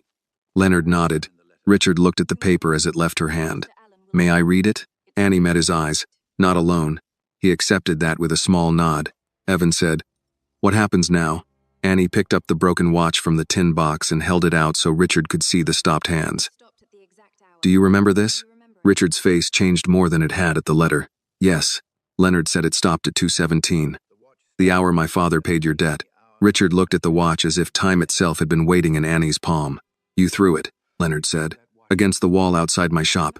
Samuel picked it up after you left. Richard's voice nearly failed. I remember. Annie closed her hand around the watch. Then remember the rest before somebody else has to drag it out of you. Victor stepped between them. This has gone far enough. Miss Carter, any further publication of these materials will be met with legal action. Evelyn moved before Annie could, planting herself in front of Victor with her purse tucked over one arm. She did not raise her voice. She did not need to. Young man, she said, though Victor was not young. I have buried a husband, a sister, and more neighbors than I care to count. I have watched men with money turn shame into paperwork since before you bought your first good shoes. You can threaten this girl, but you will not scare every old person in this city who remembers Samuel Carter. Victor's eyes flicked toward Richard, hoping for support. Richard gave none. Evan looked at Annie. What do you need? Annie almost said nothing. Pride rose first, quick and familiar. But this was not about refusing help to prove strength. Her father had carried too much by himself. I need the company history, she said. The official one, the first one that left my father out. Evan nodded. I can get it. Victor said, You will do no such thing. Evan looked at Richard. Dad? Richard was quiet a moment. Then he reached into his pocket, removed a ring of keys, and took one off. He placed it on the workbench. My private archive, he said. At the house, lower library cabinet. Victor stared at him. Richard, Richard's eyes stayed on Annie. There are early company materials there. Speeches, drafts, old articles. Why should I trust you? Annie asked. You shouldn't, Richard said. Trust the key. Annie did not pick it up. Effon dit. I'll bring it, he said. Richard did not stop him. Outside, another gust shook the bay door. Annie placed the watch back in the tin box, then closed the lid. Bay 3 had given them more than documents. It had brought Richard Whitmore into a room where his wealth had no place to sit. As they stepped out into the pale afternoon, Annie looked once more at the words on the wall. Build it clean, Rich. For 25 years, Richard had not. Now the question was whether a dirty truth, finally uncovered, could still be used to build something honest. Evan did not go back to the mansion with his father. That alone told Annie something. Richard left Bay 3 inches Victor's car, not because Victor had won, but because the two men needed a closed space for whatever fight came next. Richard paused before getting in. His hand rested on the open door, and for a moment he looked as if he might say something to Annie. He didn't. Maybe he had no words yet that were not either too small or too late. Then the car pulled away, its tires cutting through shallow rainwater, and the old machine yard seemed to breathe again. Evan stood beside his own car with the archive key in his hand. Leonard watched him over the top of his glasses. You understand what that key means? It opens a cabinet, Evan said. No, Evelyn said. It opens your father's version of himself. Those are harder to close. Evan looked at Annie. I'll bring the materials to Leonard's shop. When? Tonight, if I can. Victor had warned them against publication, but Annie knew men like Victor feared more than newspapers. They feared old people with copies, sons with questions, and young women who had stopped asking permission to be believed. Don't go through it alone, she said. Evan gave a faint, tired smile. You worried about me now? No. I'm worried you'll miss something because you were raised to admire the handwriting. That seemed to land. He nodded. Fair. Leonard gave him a piece of paper with a number written in blue ink. Call the shop phone when you have the box. If I don't answer, call Evelyn. If she doesn't answer, call again. Because she ignores phones when she feels like making a point. Evelyn sniffed. A phone is an invitation, not a command. For the first time that day, Evan laughed softly. Then he put the archive key in his pocket and drove off toward the part of town where gates opened quietly for his last name. Annie rode back with Evelyn and Leonard in Leonard's old pickup. The truck smelled of leather, dust, and peppermint candies. Leonard drove slowly, both hands on the wheel, muttering at drivers who treated red lights like suggestions. Annie sat by the window with the tin box on her lap and watched the city shift around them. The machine yard gave way to warehouses, then row houses, then streets where people carried groceries, pushed laundry carts, waited for buses, held umbrellas over one another without making ceremony of it. At Evelyn's house, Leonard came inside for coffee. He said it was because the rain was picking up. Evelyn said it was because he wanted pie. Both were true. Annie placed the tin box on the kitchen table. The room had become their headquarters without anyone naming it. Evelyn cleared space between a bowl of apples and a stack of church envelopes. Leonard laid out a legal pad and wrote in careful block letters. Debt note, photograph, diary, bank stamp, watch, Bay, 3-letter, archive key. Evelyn looked at the list. Looks like bones. Leonard nodded. That's what a buried truth is, if you find enough pieces. Annie sat with her hands around a mug of coffee she had not touched. What if Richard changes his mind? He will, Evelyn said. Annie looked up. Evelyn cut a slice of sweet potato pie and set it in front of Leonard. Not all the way, maybe. But men who have lived safe inside a lie don't walk out once and stay out. They step back. They check the weather. They look for a coat. Leonard picked up his fork. Victor will be that coat. So what do we do? Annie asked. We make sure the truth doesn't depend on Richard's courage, Leonard said. Courage comes and goes in men like him. Paper stays if you copy it. Memory stays if enough people speak it. Evelyn pointed at Annie's phone. Call Mrs. Alvarez. Annie frowned. Why?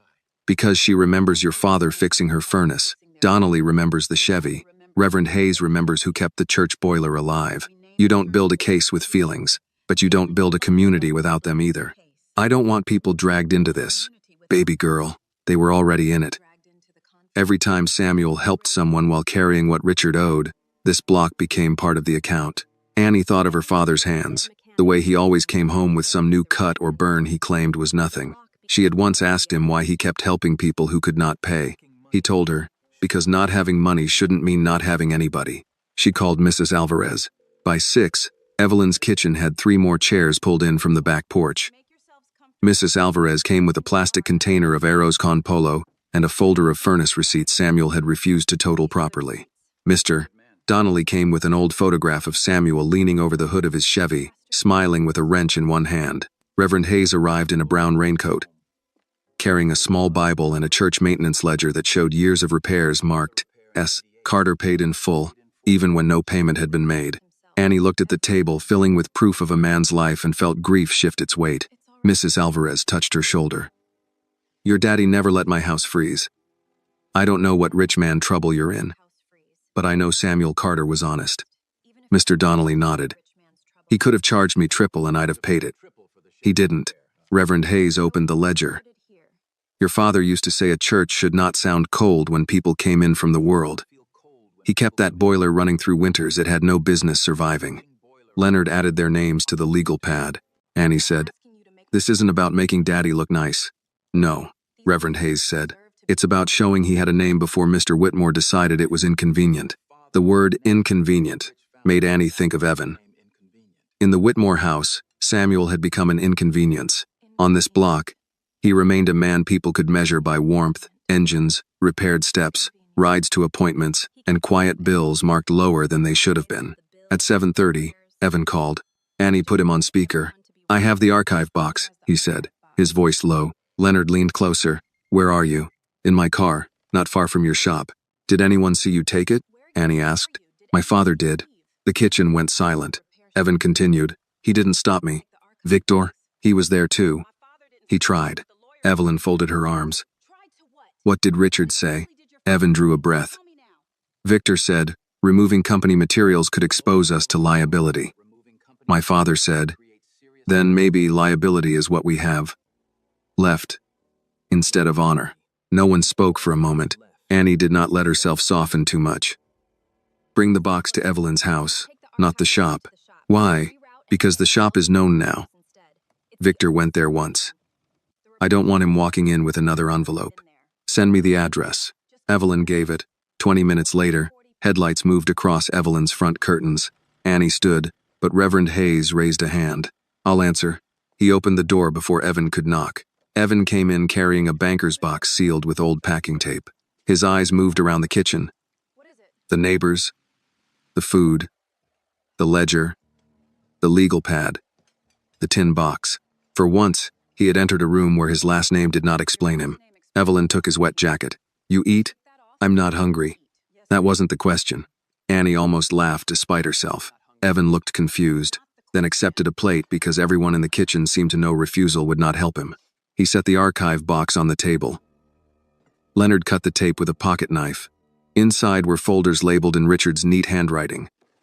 Early press, founder speeches, company timeline, personal drafts, Bay lease, Carter. At the last label, Annie's chest tightened. Evan saw it. I didn't open that one. Why not? It wasn't mine to open first. Annie pulled the Carter folder from the box. Her fingers brushed the tab where Richard had written her father's name. Not Samuel. Not Sam. Carter. A file category. Still, it was there. Inside were clippings, copies of agreements, and drafts of speeches with lines crossed out. Leonard spread them gently across the table. One draft caught Annie's eye. It was an early speech from a small business award dinner. Richard had written by hand in the margin. Mention Sam. Too complicated. The room went still. Evan read it and put a hand over his mouth. Evelyn said softly, There's that word again. Annie picked up the page. The handwriting was Richard's, strong and slanted. Mention Sam. Too complicated. 4 words had weighed more than any insult at the gate. Not forgotten. Considered. Removed. He made a choice, Annie said. Leonard nodded. Yes. Evan's voice was strained. This was before I was born. Annie looked at him. That doesn't make it lighter. I know. She turned another page. A later company timeline listed Richard Whitmore as sole founder. The first shop was described as a modest rented repair bay, where Richard Whitmore began servicing industrial clients. No Samuel, no Carter, no license, no truck sold. No 217. Reverend Hayes spoke quietly. That is how erasure works. Not always with hatred. Sometimes with a cleaner sentence. Annie sat back, the paper in her hand. The kitchen felt warmer than it had any right to be, crowded with food, raincoats, old receipts, and people who had decided Samuel Carter's name would not be carried by Annie alone. Then Evan reached into the archive box again and pulled out a small cassette tape. What is that? Annie asked. Evan read the label. Richard. Private notes. Founders dinner rehearsal. Leonard stood so quickly his chair scraped. I have a tape player in the truck. Evelyn looked at Annie. You ready? Annie looked at the tape, then at the debt note beside the tin box. Ready had nothing to do with it. Play it, she said.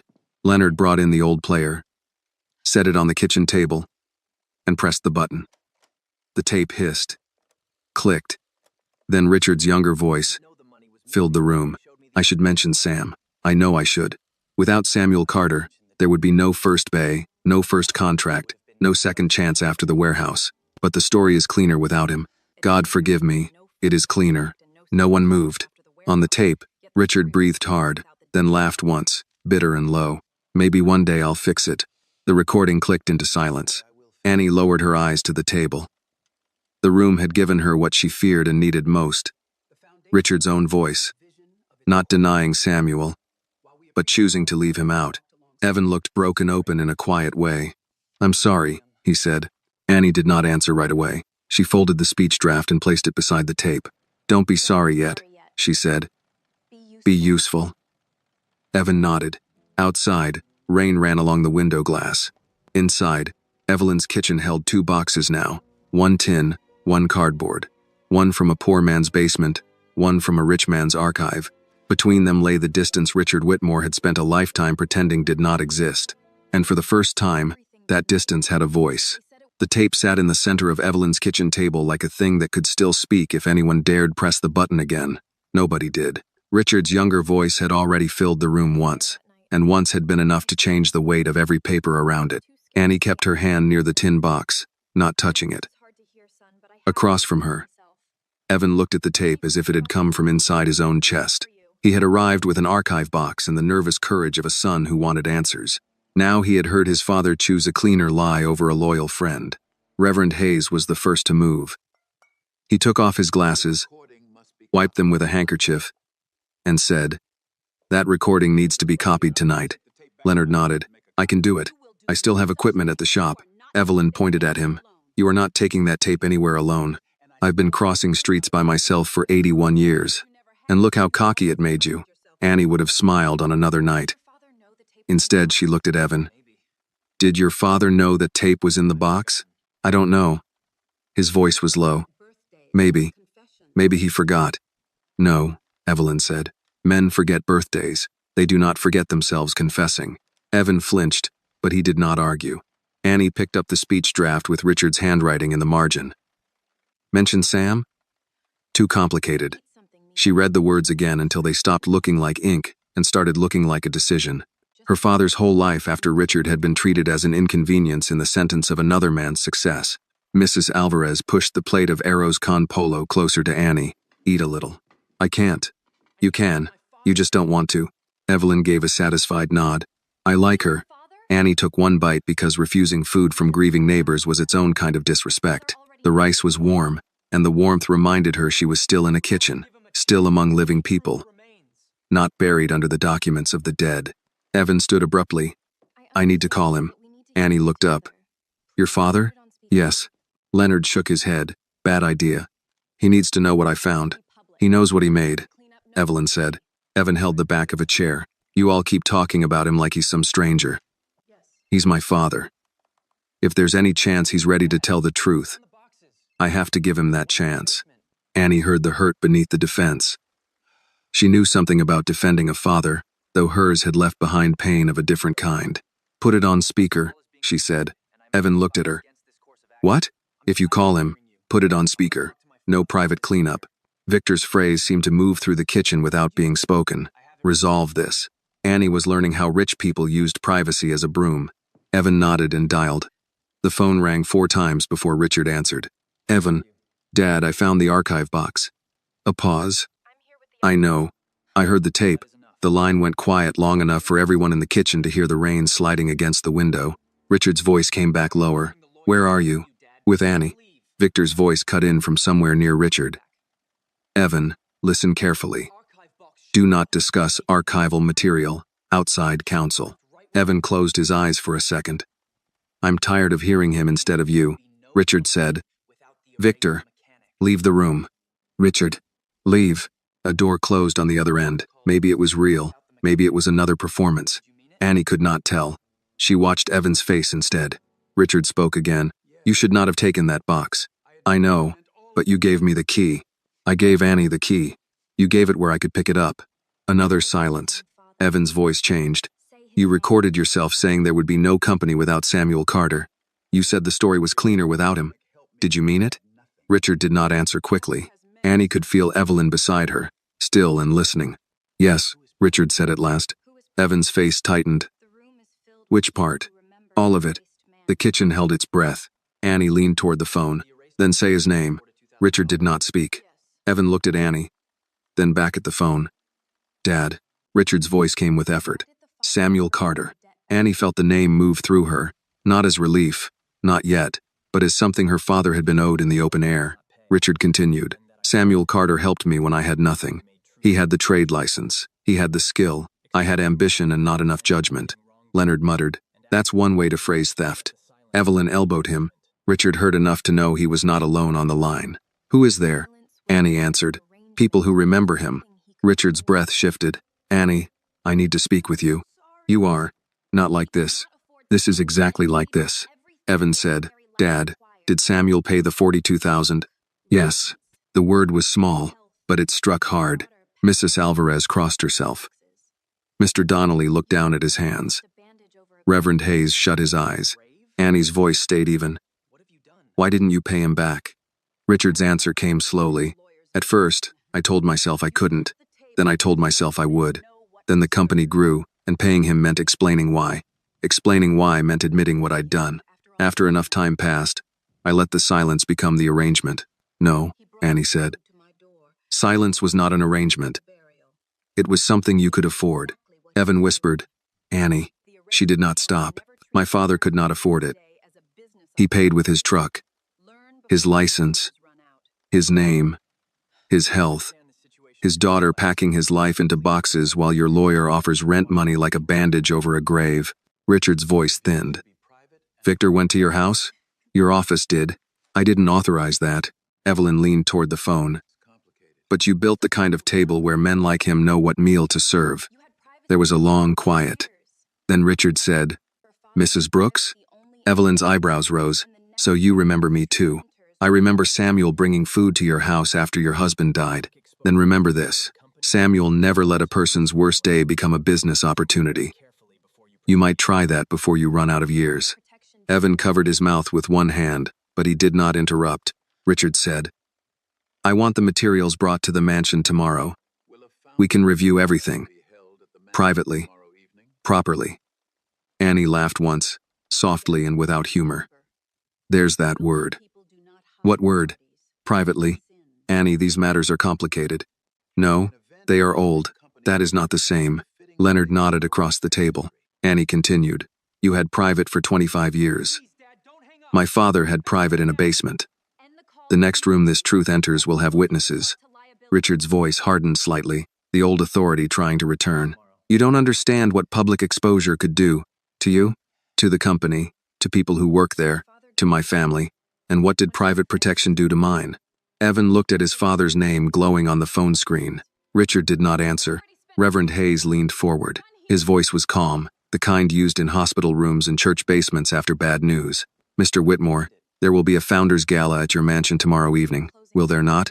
Evan looked up sharply. How do you know that? Mrs. Alvarez said. It was in the paper. Big people do not hide parties. Only sins. Reverend Hayes continued. You are being honored for your company's history. That seems like a fitting place to correct it. Victor's distant voice suddenly returned, muffled but urgent. Richard, end this call. Richard must have opened the door again. Or Victor had never gone far. Evan said, Dad, don't. Annie waited. For one moment she almost believed Richard might agree. Instead he said, "No, not tomorrow." The words came controlled, but Annie heard the retreat. Evan's shoulders dropped. Richard continued, "I need time." Annie looked at the tape, the papers, the debt note. "My father gave you time." "Annie, he gave you 25 years. I said I need time, and I said you already spent his." She reached over and ended the call before Richard could answer. Evan looked at her, startled. "Why did you do that?" "Because I know a door closing when I hear one." He was talking. He was backing away. Evan sat slowly. "The gala is tomorrow." Evelyn looked at Reverend Hayes. "Can we get in?" Evan answered. "I can get you in." Leonard tapped the table. "Not enough. If Victor controls the room, he controls the story before a word is said." Mrs. Alvarez lifted a finger. "Caterers." Everyone turned to her. "My niece works events. Big houses, hotels, charity dinners. Staff entrances are easier than front doors." Evelyn smiled. "Now that is practical." Annie shook her head. "I'm not sneaking into that house dressed like help so they can prove what they already think I am." Mrs. Alvarez touched her arm. "No, mija. You go through the front if you can. But truth uses every door available." Evan straightened. "I'll put Annie on the guest list. Victor will remove her," Leonard said. "I'll put her under my name." Evelyn leaned back. "The sun becomes the invitation." Annie looked at Evan. "Are you sure?" "No," he said, "but I'm doing it." Reverend Hayes gathered the documents into careful stacks. "Then we prepare. Copies of the tape, copies of the note, copies of the shop registration, witness statements, not speeches, facts with a spine." Leonard pointed to the tape. "I'll make 3 copies tonight. I'll write what I remember," Evelyn said. "Not hearsay. What I saw, what Samuel told me directly." Mrs. Alvarez and Mr. Donnelly agreed to do the same. Reverend Hayes offered the church office copier and his notary contact. The kitchen began to move around Annie, not chaotically, but with purpose. Plates shifted, papers stacked, names written, numbers called, ordinary people doing ordinary things for a truth that had been left alone too long. Evan stayed at the table, looking at the archive box. Annie sat beside him. "You can still leave." He shook his head. "No, tomorrow will hurt your father. It already hurts." He looked at her. "But I think not knowing what kind of man raised me hurts worse." Annie did not comfort him. Some pain had to do its work. Near midnight, Leonard left with the tape hidden inside an empty coffee tin. Reverend Hayes took copies of the papers under his raincoat. Mrs. Alvarez carried the food containers home and promised to return before noon. Evan left last. At the door, he turned back to Annie. "My father may stop us. He can try. He's powerful." "So was his silence," Annie said, "and we found a key." After he left, Evelyn locked the door and put a chair beneath the knob, not because she expected trouble, but because old women trusted habit more than hope. Annie lay on the couch with the tin box beside her. She did not sleep right away. Tomorrow, the mansion would fill with donors, executives, polished shoes, soft music, and speeches about legacy. Richard Whitmore would stand in front of people who had applauded the version of him that erased Samuel Carter. This time, Annie would not come to the gate alone. And this time, if Richard refused to take the debt, the whole room would see him leave it in her hands. By noon the next day, Evelyn's kitchen had the tired look of a place that had done more work than most offices. Copies lay in labeled stacks across the table. Leonard's 3 cassette copies sat inside paper sleeves. Reverend Hayes had brought notarized statements from himself, Evelyn, Mrs. Alvarez, and Mr. Donnelly. Evan had sent a text confirming Annie's name was on the guest list as his personal guest, though none of them trusted that to hold. Annie stood at the sink washing a mug that was already clean. Evelyn let her do it for almost a minute before taking it from her hands. "You'll scrub the flowers off that thing. I need to do something." "You did. Now you need to get dressed." Annie looked down at her jeans and her father's old coat hanging over the chair. "I am dressed." Evelyn gave her the kind of look that had corrected generations. "You are dressed for the bus. Tonight you are walking into a room full of people who think silk means character. We are not dressing for them, but we are not handing them an easy excuse either." Mrs. Alvarez arrived with a garment bag over one arm. "My niece had this from a catering job that got canceled. Simple black dress. Nothing flashy." Annie stiffened. "I'm not wearing charity." "It's not charity," Mrs. Alvarez said. "It's strategy with a zipper." Evelyn nodded. "Take the dress." Annie wanted to refuse because refusal felt like control. But control had not kept the landlord's notice off her door, or Richard's name out of her father's box. She took the garment bag and went into Evelyn's bedroom. The dress fit well enough, plain, knee-length, with sleeves that covered her shoulders. Evelyn gave her a pair of low black shoes and a dark wool coat. Annie kept her father's flannel folded inside her bag around the diary. The debt note stayed in an inside pocket. The photograph went into a stiff envelope. The copy of the speech draft and the transcript of Richard's tape were tucked beside it. When Annie came out, the kitchen went quiet. Evelyn's eyes softened first. "Your father would say you look like trouble with manners." Annie looked away. "He would tell me to check the bus schedule." Leonard cleared his throat. "Both can be true." Evan arrived at 3 in a gray sedan, not the sleek car from the day before. He said he had borrowed it from a friend so Victor's people would not recognize it too fast. Evelyn approved of that with a short nod. Finally, she said, "Money learning modesty." Evan opened the back door for her. "I can open a door," Evelyn said. "Yes, ma'am. I'm learning when not to argue." They drove toward Whitmore Estate as the sky lowered into evening. Annie sat in the front passenger seat with the tin box at her feet and her bag in her lap. Evan kept both hands on the wheel. In the back, Evelyn and Leonard held the copied documents between them like church fans on a hot Sunday. Reverend Hayes would arrive separately with Mrs. Alvarez and Mr. Donnelly. Marcus Hill had sent word through Evan that the staff entrance would not be blocked if things went wrong at the front. Annie did not like needing back doors, but she had learned not to despise any door that opened. Evan slowed when the mansion road came into view. "You okay?" he asked. "No." He nodded. "Me neither. That helps less than you think." "I know." The iron gates were lit from below, making them look taller than they were. A valet stand had been set near the drive. Cars moved ahead of them, expensive and quiet. Women stepped out holding small purses. Men adjusted cuffs and laughed with the ease of people entering rooms built to welcome them. At the gate, a guard checked Evan's name, then looked at Annie. "She's with me," Evan said. The guard looked at a tablet. His thumb moved once. Mr. Sloan requested all additional guests be confirmed directly with him. Evan's jaw tightened. "I confirmed her." "Yes, sir, but Mr. Sloan..." Evelyn leaned forward from the back seat. "Young man, is Mr. Sloan your father?" The guard blinked. "No, ma'am." "Then let the son take his guest to his own house." The guard hesitated, then waved them through. Evan murmured, "Thank you." Evelyn settled back. People mistake age for decoration. Useful mistake. The mansion was brighter than Annie remembered. Music drifted from inside, soft piano under the sound of conversation. White tents had been set near the side lawn. Staff moved with trays. A banner near the front steps read, "Whitmore Global Founders Gala, honoring a legacy of vision." Annie read the word legacy and felt her hand close around the strap of her bag.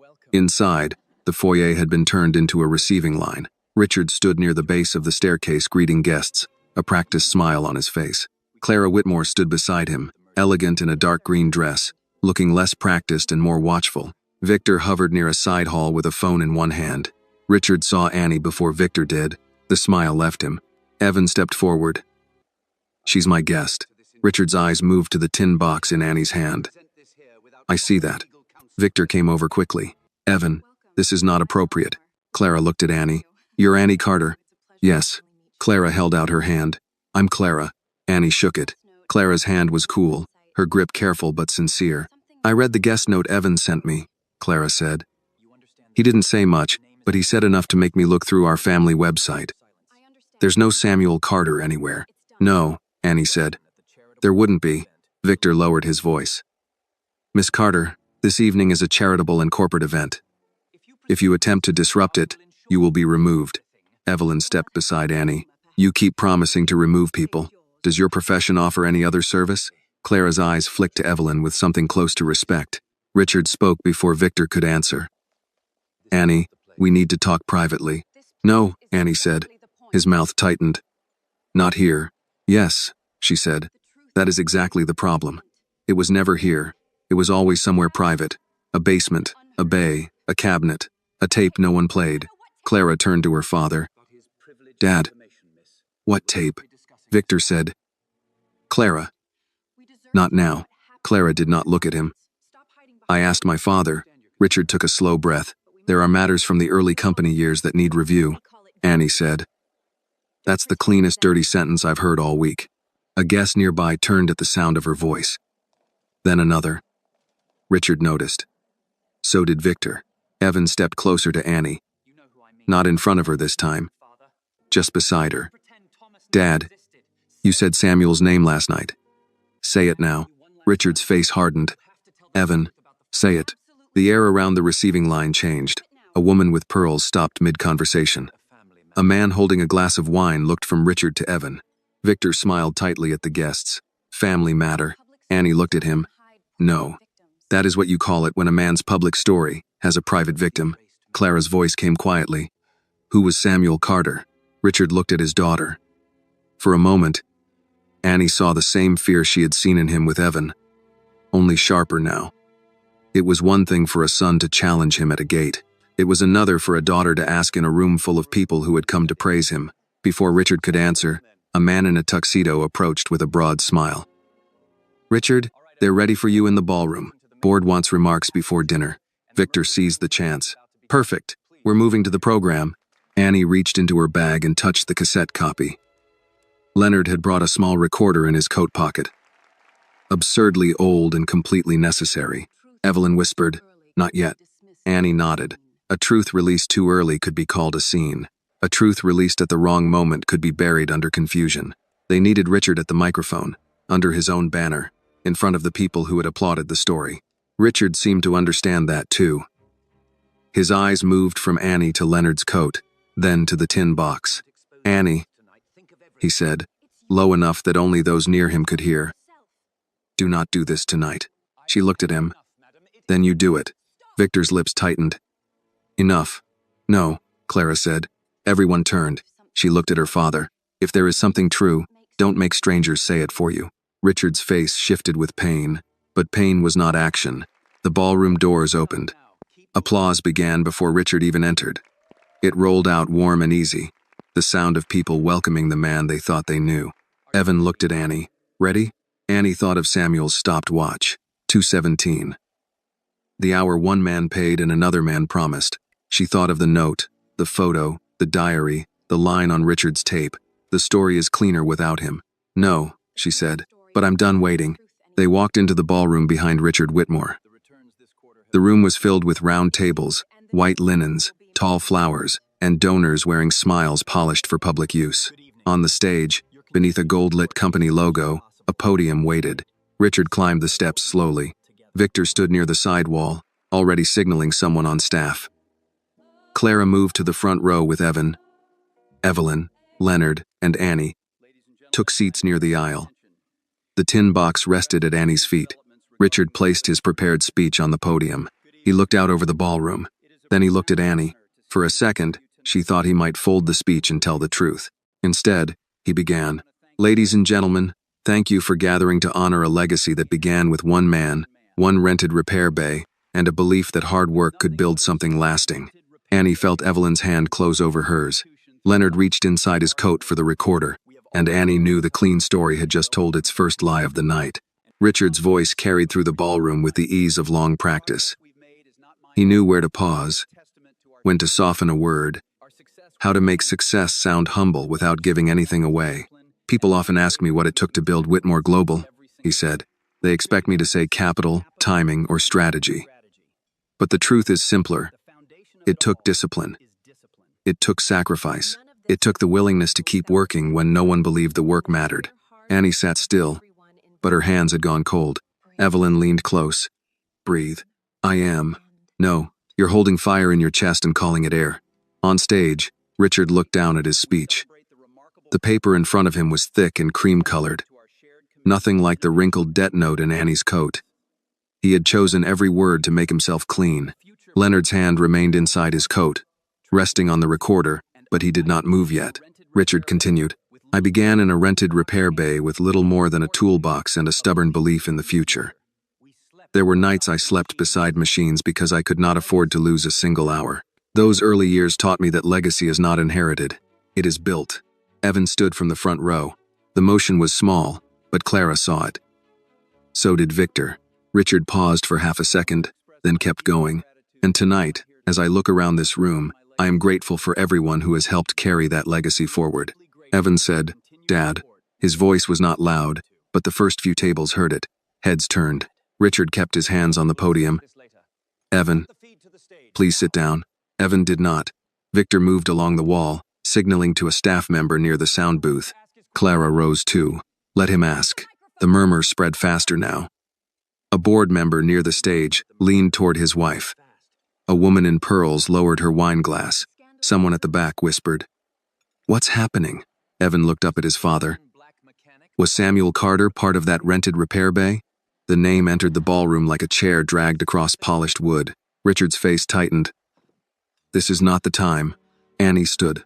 Evelyn stood with her. Leonard stood on Annie's other side. Richard looked at them, and the room followed his eyes. For the first time, many of the guests noticed Annie not as a server, not as a guest beside Evan, but as the reason the speech had cracked. Victor reached them first. "Sit down, all of you." Evelyn did not even turn her head. "I sat down for 72 years. When men like you said later, my knees are done with that." Victor lowered his voice. "You are disrupting a private event." Annie looked at the stage. "So was erasing my father, but you dressed that up as history." Now the room heard her. Richard said, "Annie." "No," she said. "You started with one man in a rented repair bay. Say the other man's name." A board member rose. "Richard, do you need security?" Clara turned toward him. "Nobody needs security. We need honesty." Victor's jaw tightened. "Clara, you do not understand the implications. I understand my father is being asked a simple question, and everyone with money in the room is terrified of the answer." That silenced more people than Annie expected. Richard gripped the sides of the podium. "Samuel Carter worked with me briefly in the early years." Annie almost laughed. "Briefly. Worked with me." Even now he was trying to carry a body through a narrow door without letting the feet show. Leonard stepped forward into the aisle. Samuel Carter held the trade license on Carter and Whitmore Repair Company. Several guests turned fully now. Richard's eyes moved to Leonard. "Leonard, so you remember me too," Leonard said. "Good. Saves time." Victor pointed toward the exit. "This man is not on the program." "No," Evelyn said. "The truth rarely is." Annie reached into her bag and took out the copy of the shop registration. She did not wave it. She held it carefully, the way her father would have wanted. "This is the county registration," she said. "Carter and Whitmore Repair Company. Samuel Carter and Richard Whitmore." My father's name was not brief. It was first. A man near the stage asked, "Is this verified?" Leonard answered, "Copied from county records and supported by witness statement. Mine." Victor said, "These documents have not been authenticated." Reverend Hayes rose from a table near the back.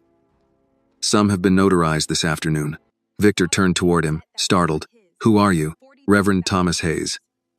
I maintain better records than most companies, and worse coffee than most diners." A nervous laugh moved through part of the room and died quickly. Richard looked smaller behind the podium now, though he had not moved. Annie did not enjoy it. That surprised her. She wanted truth, not theater.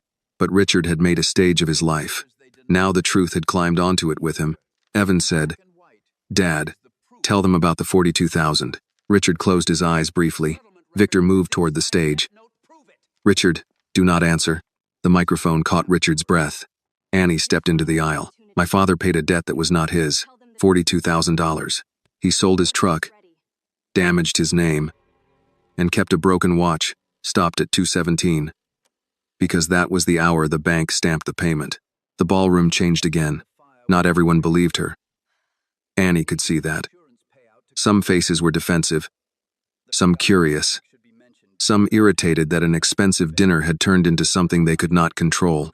But others listened with the sober attention older people give when they recognize the smell of a life being misrepresented. Leonard held up the copy of the bank receipt. Bank stamp, settlement record, debt note, signed by Richard Whitmore. Victor said, "Enough. This is defamatory." Then Leonard took the recorder from his coat. Victor saw it and went still. Richard saw it too. Annie looked at Richard. "You can still say it yourself." The room waited. Richard's throat moved, but no words came. Annie nodded once to Leonard. He pressed play. The old machine clicked. For a second there was only hiss, thin and strange beneath the chandeliers. Then Richard's younger voice came through the small speaker, not loud, but the microphone on the podium caught enough of it to carry. I should mention Sam. I know I should. Without Samuel Carter, there would be no first bay, no first contract, no second chance after the warehouse. But the story is cleaner without him. God forgive me, it is cleaner. A sound moved through the ballroom. Not a gasp exactly. More like air, leaving people at different speeds. Richard's hands fell from the podium.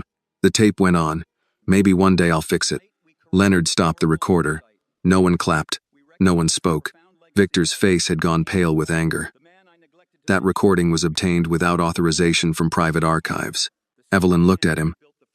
Notice he didn't say it was false. Clara turned toward Richard. Her voice shook, but she did not hide it. Dad. Richard looked at her, then at Evan, then at Annie. Whatever speech he had prepared was gone now.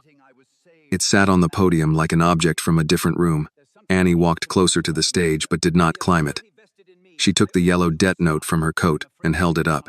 I came to return this, she said. He refused it at the gate. Maybe because taking it meant admitting my father carried what he should have carried himself. Richard's voice was rough. Annie, don't say my name softer than you said his. That struck him. She saw it. Say Samuel Carter, she said.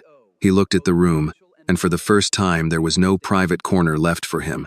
Samuel Carter, Richard said. The microphone carried it. Annie felt Evelyn's hand find her back, steady and warm. Richard continued, each word pulled from somewhere he had kept locked. Samuel Carter was not a brief employee. He was my partner. He was the skilled man in the first shop. He held the license. He warned me when I cut corners. He paid a debt that should have destroyed me. And I let the world call me self-made because it was easier than admitting I had been saved by the man I betrayed. The ballroom stayed silent. Victor stepped toward the podium. Richard, stop. Richard turned to him. No, think about what you are doing. I am. You are exposing yourself, the company, your family. Richard's voice sharpened. My family is already exposed.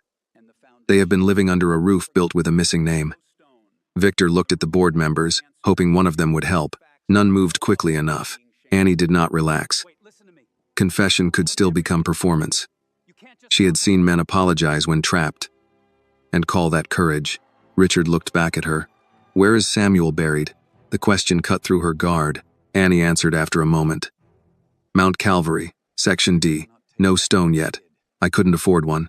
Richard's face changed in a way the room could not polish. He put one hand on the podium, but not like a speaker now. Like a man keeping himself standing. Evan covered his eyes. Clara looked down. Evelyn whispered. Lord, Richard tried to speak. Failed once. Then said, I have my name on buildings. Annie said nothing. My name is on a hospital wing, he continued. A business school lecture hall. A foundation. Samuel Carter doesn't have a stone. The room had no answer for him. It should not have. Some facts do not need help being shameful. Richard stepped away from the podium. Victor reached for his arm. Richard pulled free. Then, in front of the donors, board members, reporters, his children, the neighbors who remembered Samuel, and the young woman who carried his debt note, Richard Whitmore came down from the stage. He stopped in front of Annie. I cannot take back what I did, he said. No, Annie answered. You can't. I cannot pay him back. No. His eyes filled, but Annie did not move to comfort him. Richard looked at the yellowed paper in her hand. May I take it now? The room waited with him. Annie held the debt note for a long moment. Then she placed it in his hand. Richard's fingers closed around the paper as if it weighed more than any award he had ever held. He lowered his head. Not a bow for the room, not yet the full breaking that would come later. But the first public bend in a man who had spent his life standing on another man's sacrifice. Annie said quietly, now you can start telling the rest. Richard stood in the center aisle with the debt note in his hand, and every face in the ballroom turned toward him. The paper trembled once, then stilled. Annie noticed because she had spent years watching hands. Her father's hands when pain moved through his joints, the landlord's hands when he folded notices, Victor Sloane's hands when he tried to make threats look like paperwork. Richard's hands were different now. They belonged to a man holding the part of his life he had not paid for. Victor recovered first. He always did. Ladies and gentlemen, he said, stepping into the aisle with a measured smile. I apologize for this interruption. Mr. Whitmore has clearly been placed under emotional strain by unsupported materials brought into a private event. We will pause the program and continue after. No, Richard said. Victor turned. Richard, not another word. Richard looked at him, and something in that look made Victor stop. For 25 years, Richard said, you and men like you told me not another word. The microphone still caught him because he was close enough to the stage. His voice carried, not smooth now, not practiced. Guests shifted in their seats. Someone near the back raised a phone, then lowered it when Clara turned and gave the person a look sharp enough to remind them this was not entertainment. Richard lifted the yellowed paper. This is my signature. Annie felt Evelyn's hand press lightly against her arm. Richard looked at the debt note, not the room. This is Samuel Carter's signature, and this is the debt I promised to repay after he saved me from the consequences of my own choices. A board member stood. Richard, we should adjourn to discuss this responsibly. Richard's mouth tightened. Responsibly would have been 25 years ago. Victor came closer. This is exposure without preparation, Leonard said from the aisle. Truth usually is.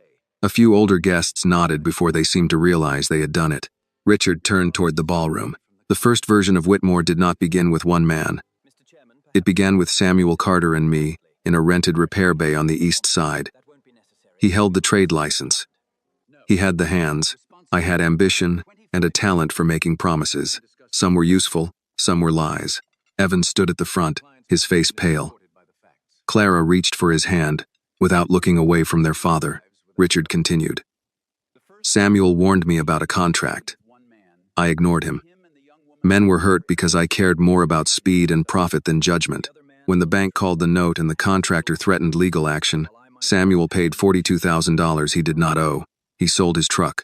He signed papers that made him look responsible for things he had tried to prevent. He did it because he remembered a friend I had already begun to outgrow. Annie closed her eyes for 1 second. There it was. Not all of it, but enough for the room to stop pretending they had witnessed a misunderstanding. A woman at a front table whispered, "My God." Victor heard the shift. Richard, any further statements should be made under advisement. Richard turned on him. Did you know about the later statement? Victor's face set. Richard repeated louder. Did you know about the document asking Samuel Carter to reduce himself to contract labor? Victor chose his words with care. I was made aware of historical cleanup language during restructuring. Historical cleanup, Evelyn said. Listen to that. Like a man's name was dust on a shelf. Richard looked ill. Did you send it? Victor did not answer. Clara stepped forward. Answer him. Victor looked at her, then at Richard. I protected the company. No, Annie said. Her voice was not loud, but the room heard it. You protected the lie the company liked best. Victor's eyes moved to her. You are 18 years old. You have no understanding of corporate liability, shareholder duty, or the damage that reckless allegations can create. Annie held his gaze. I understand a man died without a headstone while your client's name was carved into buildings. I understand that just fine. Evelyn murmured, that'll preach. Richard looked at Annie, then back at Victor. You're dismissed. Victor went still. Excuse me? You no longer speak for me tonight. Richard, you cannot make that decision in this condition. This condition, Richard said, is the first honest one I've had in years. Victor's face tightened. For a moment, Annie thought he might keep arguing, but a fired man in front of donors had less power than a whispered lawyer in a hallway. He stepped back, his mouth set in a line that promised this was not finished. Richard turned to Evan. There's a lower archive in the library. Evan nodded. I brought the first box. There are more. Richard's voice strained. Behind the east cabinet, Samuel's name is on one. Annie felt the room tilt. Not physically, but in meaning. Another box. More proof. More years of Richard keeping what he had publicly denied. Evan looked hurt all over again. You kept his file? Yes. Why? Richard held the debt note between both hands. Because throwing it away would have made me worse than I already was. Keeping it. Let me pretend I might still become better. Clara's voice broke slightly. And did you? Richard turned toward her. No.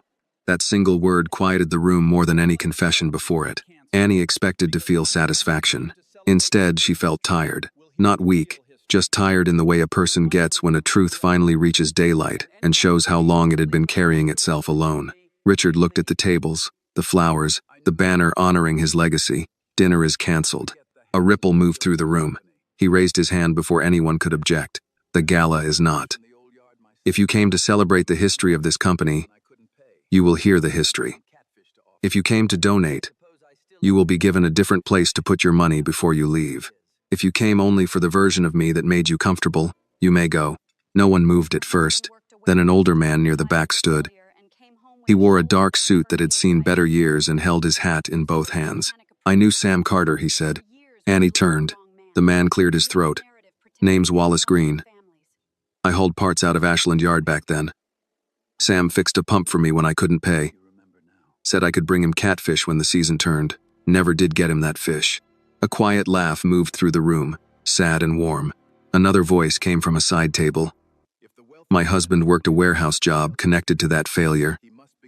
A woman in her 60s rose slowly. He came home with a shoulder that never healed right.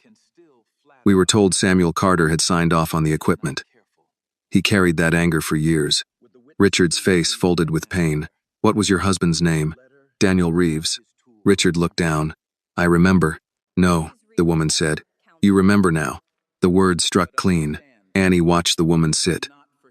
The story was spreading beyond Samuel, beyond her family. Richard's choices had made shadows in other houses too. Reverend Hayes stepped into the aisle.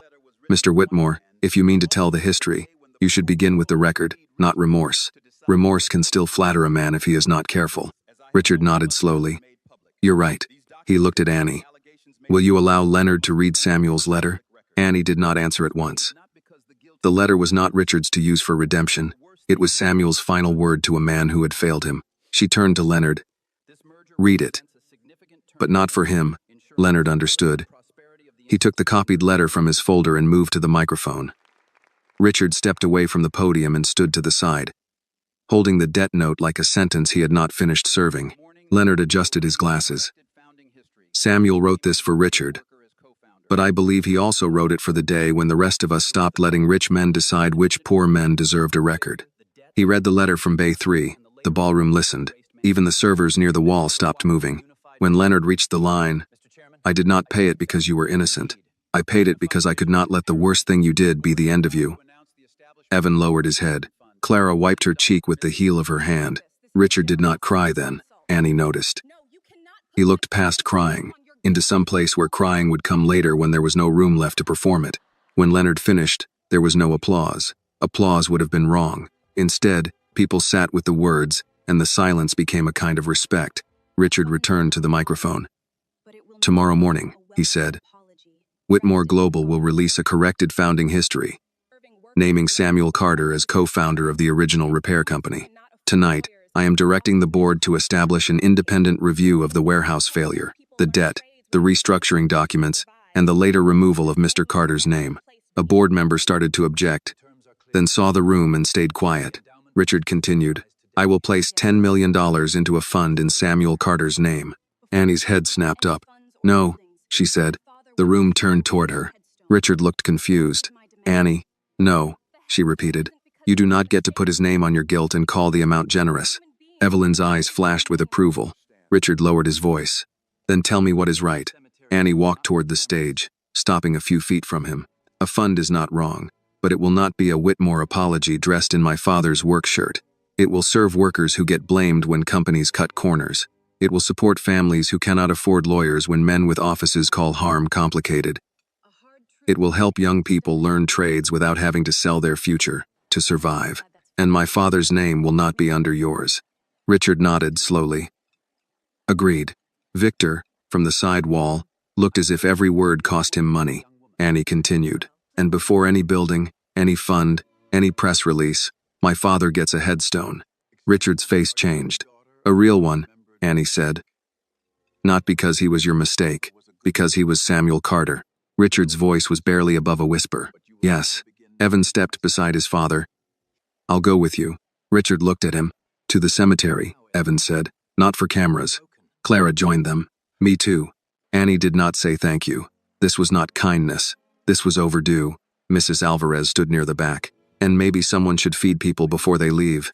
Hard truth on an empty stomach makes folks mean. A few soft laughs broke the tension. Evelyn nodded. Finally, somebody practical. The room began to move, not back to celebration, but into something stranger and more human. Guests spoke in low voices. Some left. Some stayed. A few approached Annie.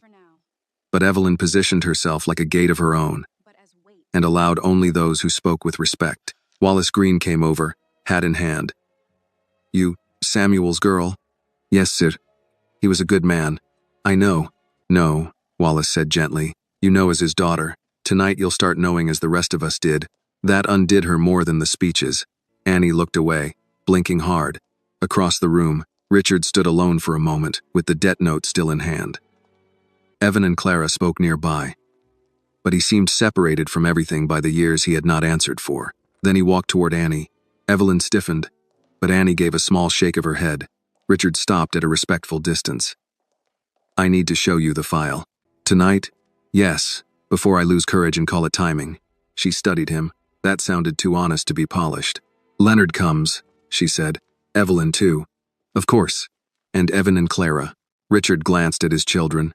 "Yes." Annie looked at the debt note in his hand. "You keep that for now." Richard looked surprised. "Not as proof," she said. "As weight." He nodded once. The ballroom had been built to honor Richard Whitmore. By the end of the night, it had become a room where his name no longer stood alone. But Annie knew the hardest part was not a public confession under pressure. The hardest part was what came after applause would have been convenient and silence would have been easier. As they left the ballroom for the lower library, Annie carried the tin box under one arm. Richard carried the debt note. Between them walked Evan and Clara, children of a man they were meeting for the first time, and somewhere in the old paper waiting behind the east cabinet, Samuel Carter's name had not finished speaking. The lower library sat beneath the west wing of the mansion, down a narrow staircase most guests would never notice. Richard led the way with the debt note still in his hand. The music from the ballroom faded behind them until it became only a low vibration through the walls. Annie followed with the tin box under one arm, Evelyn at her side, Leonard behind them, and Evan and Clara walking in silence. No one spoke until Richard unlocked the library door. The room smelled different from the rest of the mansion. Less flowers, less polish, more paper, leather, dust, and locked drawers. Shelves covered 3 walls. A long table stood in the center under a green-shaded lamp. Along the far wall was a cabinet built into the wood paneling, darker than the rest, with brass handles worn from use. Evelyn looked around. "So this is where rich people keep what they don't want framed." Richard did not answer. He crossed to the cabinet, took a key from his pocket, then stopped with his hand near the lock. Clara spoke softly. "Dad." He looked at her. "Don't stop now." That did it. Richard opened the cabinet. Inside were rows of boxes, each labeled in his handwriting. Early contracts, founding press, warehouse, restructuring, legal, At the very bottom, set apart from the rest, was a narrow gray box with one word written across the front. Carter. Annie felt her grip tighten around the tin box. Her father's name looked strange in that cabinet. Too neat. Too contained. As if Richard had given Samuel a drawer after taking his place in the story. Richard lifted the box and carried it to the table. He did not open it. Annie set the tin box down opposite it, rusted metal across from gray archive board. A poor man's basement facing a rich man's library. Leonard looked at the 2 boxes and said, "Well, that about sums up America." Evelyn gave him a look. "Don't get poetic." "Open it." Richard touched the lid, but his fingers did not move. Annie watched him. "You said you wanted to show me." "I do." "Then do it." Richard drew a slow breath and opened the Carter file. The first thing inside was another photograph, not the one from the shop front. This one showed Samuel seated at a workbench. Sleeves rolled, head bent over an engine part. Richard stood nearby with a clipboard. He was not smiling. He looked like a man learning from someone and trying not to admit it.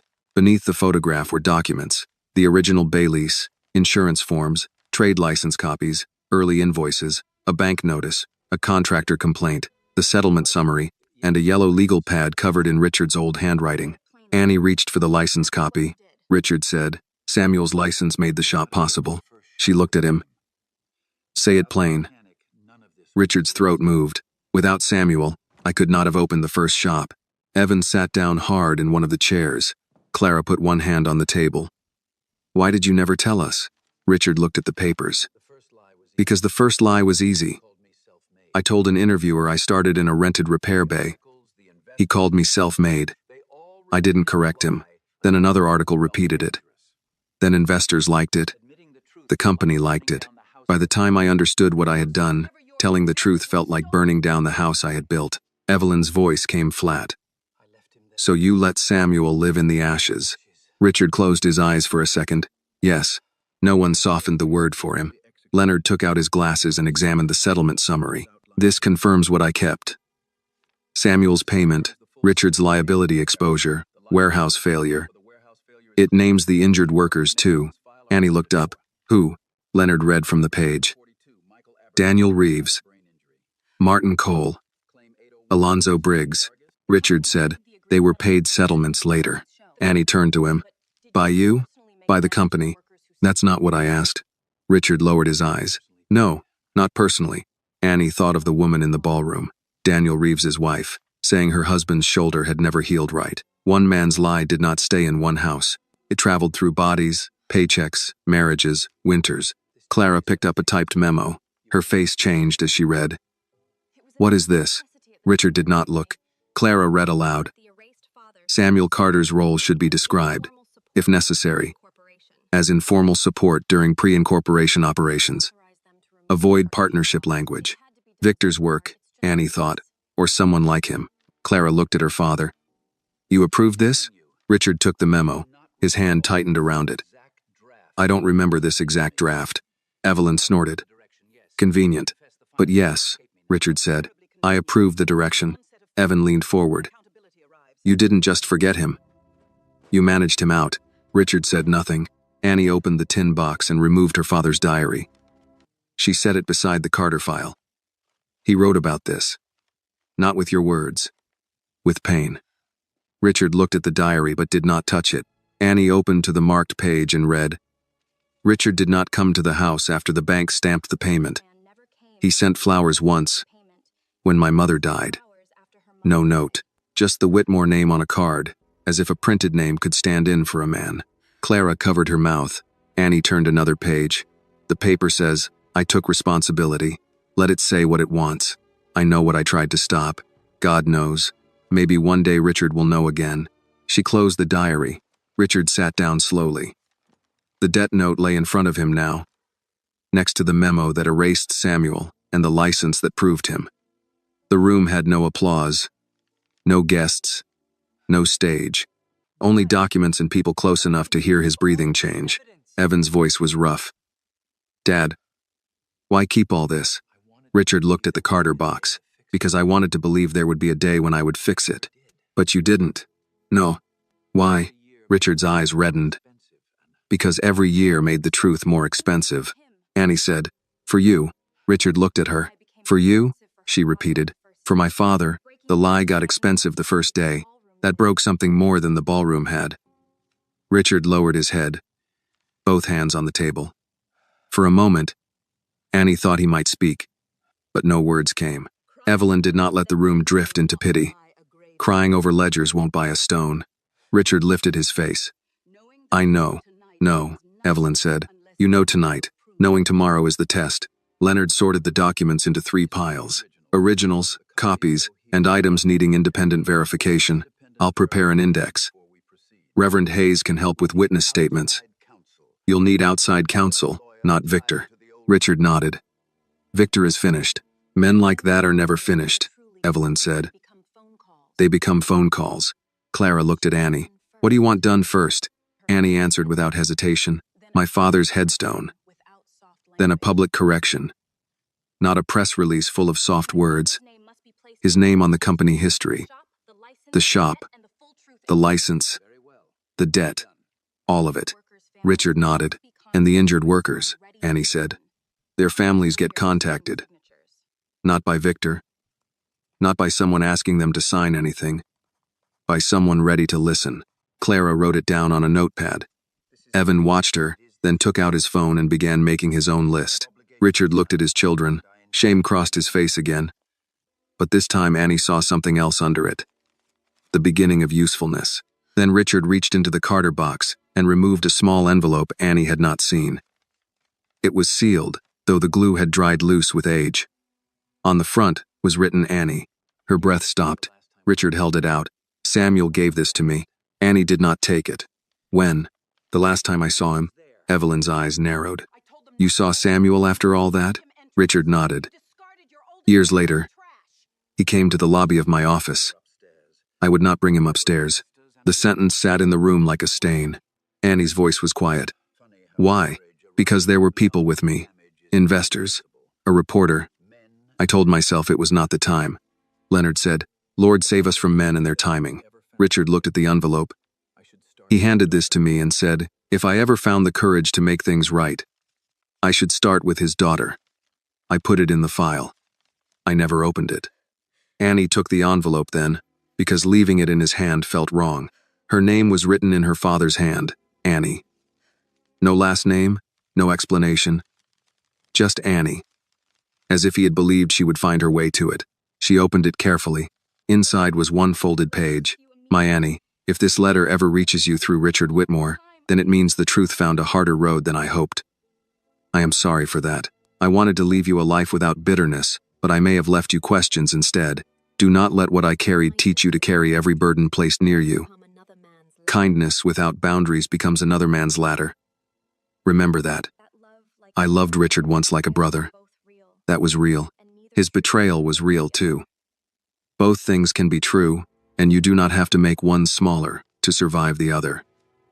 If he is standing before you with this letter, make him speak plain. Make him pay what money can pay, and make him return what money cannot buy. Your daddy. Annie read the last two words twice. Your daddy. The room blurred. Evelyn moved beside her, but did not touch her until Annie leaned toward her. Then the old woman put an arm around her shoulders and held her the way people hold the living when the dead have reached too far back into the room. Richard stood. Annie, he said. She looked at him through tears she had fought too long to keep back. I am sorry, he said. The words were too small. They both knew it. Annie wiped her cheek with the back of her hand. Say what you did. Richard's face twisted. Not sorry, she said. Plain. Richard stepped around the table. No one moved to stop him, but no one made space easy either. He came to Annie slowly, holding the debt note in one hand and Samuel's file in the other. I let your father pay my debt, he said. I let him lose his truck, his license, and his place in the company story. I let people believe I built alone. I kept proof of him while denying him. I let him come to my office and turned him away. I kept a letter meant for you in a box because opening it would have required me to become the man he hoped I still could be. Annie's breath shook. Richard's knees bent before he seemed to decide to bend them. He lowered himself to the floor in front of her. Not in the ballroom. Not under cameras. Not where applause could rescue him. In the lower library, between the tin box and the Carter file. The billionaire knelt before the 18-year-old daughter of the man he had erased. Evan whispered, Dad. Richard did not look at him. His eyes stayed on Annie. I left him, he said. And now the tears came without dignity to protect them. God help me. I left the best friend I ever had. Annie did not step back. She did not tell him to rise. She did not forgive him because the room wanted a clean ending. She held her father's letter in one hand and looked down at the man who had finally reached the level of the truth. My father told me to make you return what money cannot buy, she said. Richard nodded, crying silently now. So start with his name. I will. No, Annie said. Start now. Richard bowed his head. Samuel Carter, he said. Founder. Mechanic. Partner. The man who saved me when I did not deserve saving. The words filled the lower library without a microphone. Annie closed her eyes. For the first time since she found the tin box, her father's name did not feel buried. It felt present. Richard stayed on his knees longer than anyone expected. No one told him to get up. Annie did not move either. The lower library held its breath around them. The rich man kneeling. The tin box open. The Carter file spread across the table. And Samuel's letter trembling slightly in Annie's hand.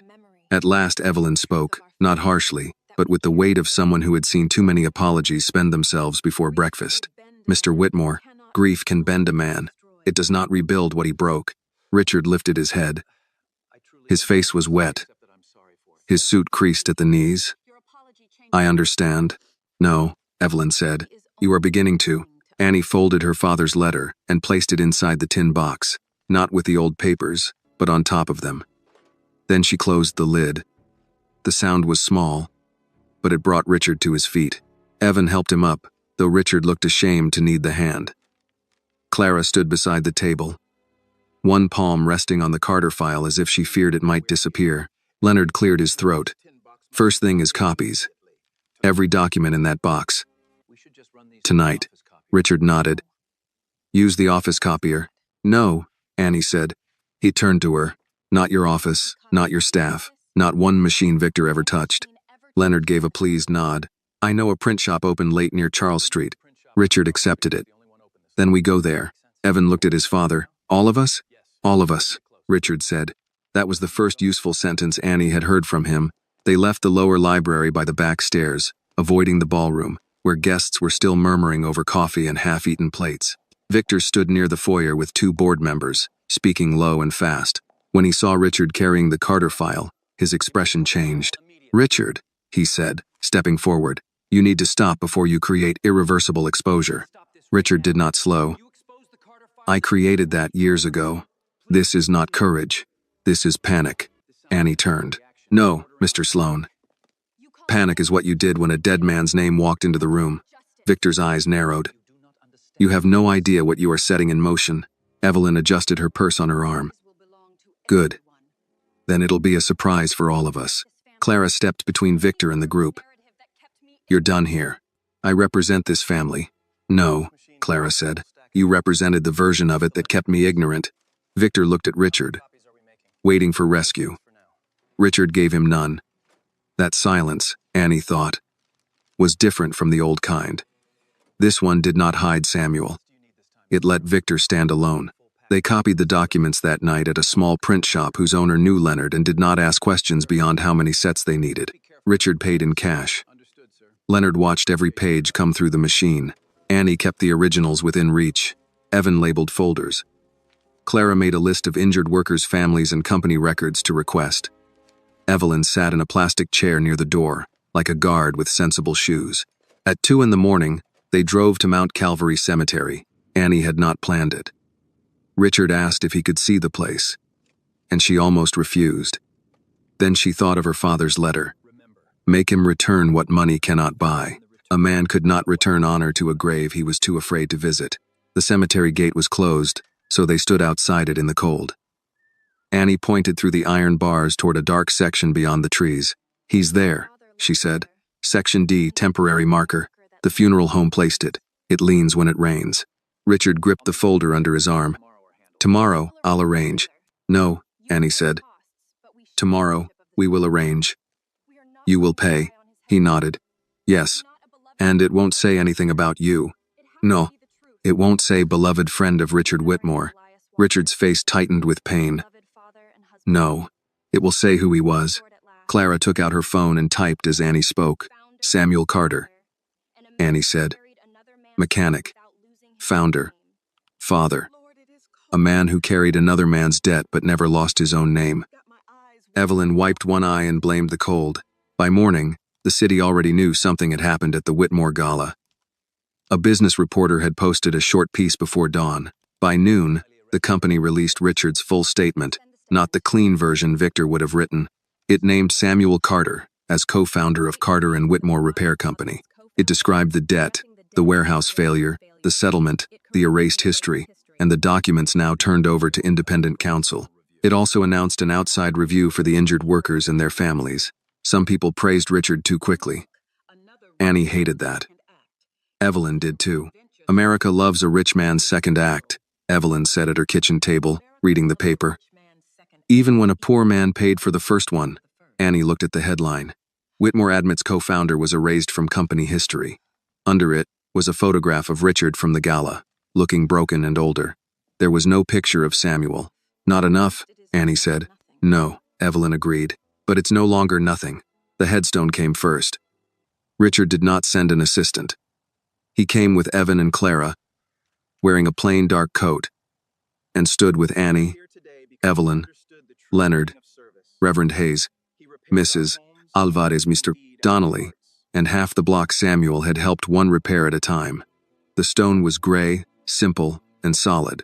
Annie ran her fingers over the carved letters. Samuel Carter, mechanic, founder, father, a man who carried another man's debt but never lost his own name. Richard stood a few feet away, hands folded in front of him. Reverend Hayes said a prayer, then spoke not of wealth or scandal, but of repair. There are machines that fail because someone ignored the warning sound. There are families and companies that fail the same way, but repair begins when the noise is finally heard. Leonard placed the broken watch at the base of the stone, then looked at Annie. "You sure?" Annie picked it up again after a moment. "No. This comes with me. Daddy kept the time. I'll keep the reminder." Richard stepped forward. "Annie," she looked at him, "the fund papers are ready for review. I named it the Samuel Carter Trade and Justice Fund. As you asked. Independent board. Worker safety grants. Legal aid for injured laborers. Trade training. Scholarships. No Whitmore name on the title. Who chairs it? You do if you want." Annie almost laughed. "I'm 18. You are also the reason it exists." Evelyn leaned close. "Don't answer from fear, baby girl. Answer from fit." Annie looked at the stone, then at the people gathered around it. "I won't chair it alone. Leonard, Reverend Hayes, and one of the injured workers' family members sit on the board. Clara, too." Clara looked surprised. "Me? You need to learn what your family story costs when it leaves the house." Clara nodded. "I will," Richard said. Agreed. Months passed, though none of it felt simple. Lawyers argued. Reporters called. Victor tried to challenge the release of certain documents, but copies had already traveled farther than he could reach. The Reeves family received a formal apology and a settlement that did not pretend money could repair a shoulder or lost wages or years of blame. Martin Cole's daughter came forward. Alonzo Briggs's widow sent Annie a letter written in careful blue ink. "I was told your father signed off on the job. I hated his name for 20 years. I am sorry." Annie read it twice, then placed it in the tin box, because the truth had to make room for other people's pain too. The old Ashland machine yard changed slower. Richard bought Bay 3, but the deed was placed under the fund. The wall with Samuel's words was not painted over. "Build it clean." Rich remained there, sealed behind clear glass. The first time Annie saw it finished, she stood in the doorway with her father's coat over her arm and said nothing for a long while. The Carter Trade Center opened in the spring. There were folding chairs, coffee and paper cups, donuts from a bakery on Harford Road, and a ribbon no one wanted Richard to cut. Annie cut it with Evelyn's sewing scissors. Leonard complained they were dull. Evelyn told him to hush before she gave him something else to worry about. Young men and women from the city filled the first class. Some came because they wanted to learn engines. Some came because the program paid for bus passes. Some came because work with dignity had become rare enough to sound like a promise. At the entrance hung the old photograph of Samuel and Richard under the shop sign, but the plaque beneath it did not flatter either man. Carter and Whitmore Repair Company, founded with skill, ambition, loyalty, and a debt that took too long to tell the truth. Below that was a second photograph, Samuel alone at the workbench, sleeves rolled, head bent in concentration. Annie liked that one better. Richard attended the opening but did not speak until Annie asked him to. When he stepped to the small microphone, he looked at the wall before he looked at the crowd. "I spent years letting people call me self-made," he said. "I was not. I was helped, corrected, warned, forgiven, and saved by Samuel Carter. I mistook his mercy for permission. This place exists because his daughter refused to let my version be the last one." He stepped away without waiting for applause. That mattered to Annie more than the speech. After the ceremony, Evan found her near Bay 3. "My father wants to know if you'll come to dinner sometime." Annie gave him a look. Evan raised both hands. "I told him that sounded too easy." "It does. I also told him to ask again in a year." "That sounds better." He nodded toward the training floor. "You did this." "No," Annie said. "We did. Daddy started it. I just found the box." Evan looked at the glass over Samuel's words. "Sometimes I think about what my life would have been if he hadn't paid that debt." Annie looked at him. "Maybe that's the wrong question. What's the right one? What your life should become because he did." Evan took that in quietly. That evening, Annie went back to the rented house, no longer under notice. Richard had offered to buy it outright for her. She refused until Evelyn suggested a trust in Samuel's name that made the house a community repair fund office, with Annie allowed to live there while she worked and studied. Annie accepted that because it did not feel like rescue. It felt like use. The basement had been cleaned. The boxes were stacked properly now. On a small table sat the tin box, the diary, the debt note, the photograph, her father's letter, and the broken watch stopped at 2:17. Annie opened the diary to the last blank page and wrote slowly, "Daddy, I returned the paper, but I kept your name." She let the ink dry before closing it. Upstairs, Evelyn called from the kitchen. "You want coffee or tea?" Annie picked up the tin box and held it for a moment. "Tea," she called back. "Fresh, or the kind you stretch too far?" Annie smiled, and this time it did not hurt. Fresh. At Whitmore Estate, Richard placed Samuel's photograph on his desk, not in the lower library, not behind a cabinet, not where guilt could pretend to be preservation. When visitors asked, he told them plainly, "This was Samuel Carter. He was my partner. I erased him. His daughter made me tell the truth." Some people grew uncomfortable. Richard let them. One evening, alone in the office, he looked at the photograph and said, "I'm sorry, Sam. It was not enough. It would never be enough." But for the first time, the apology was not locked away. And across Baltimore, in a small house with a clean basement and tea warm on the table, Annie Carter no longer felt as if she were packing up the remains of a forgotten man. She was living inside the name he had left her. A name, no gate, no lawyer, no mansion, and no polished lie could keep buried anymore. The lesson of Annie Carter's story is that truth may be buried, delayed, or denied, but it does not disappear. A person's worth is not measured by wealth, titles, or the size of the house they live in, but by the integrity they carry when no one is watching. Samuel Carter died without fame. Yet his kindness, sacrifice, and name outlived the lie built over him. The story reminds us that justice is not always quick, and it is not always fair, but when someone is brave enough to speak for the forgotten, even the most powerful walls can begin to crack. Most of all, it teaches that money can repay a bill, but only truth can restore a person's honor. This video is a work of fiction created with the assistance of artificial intelligence. All characters, events, and situations are not real and do not represent any actual people or true stories. The content is intended for storytelling and emotional illustration only.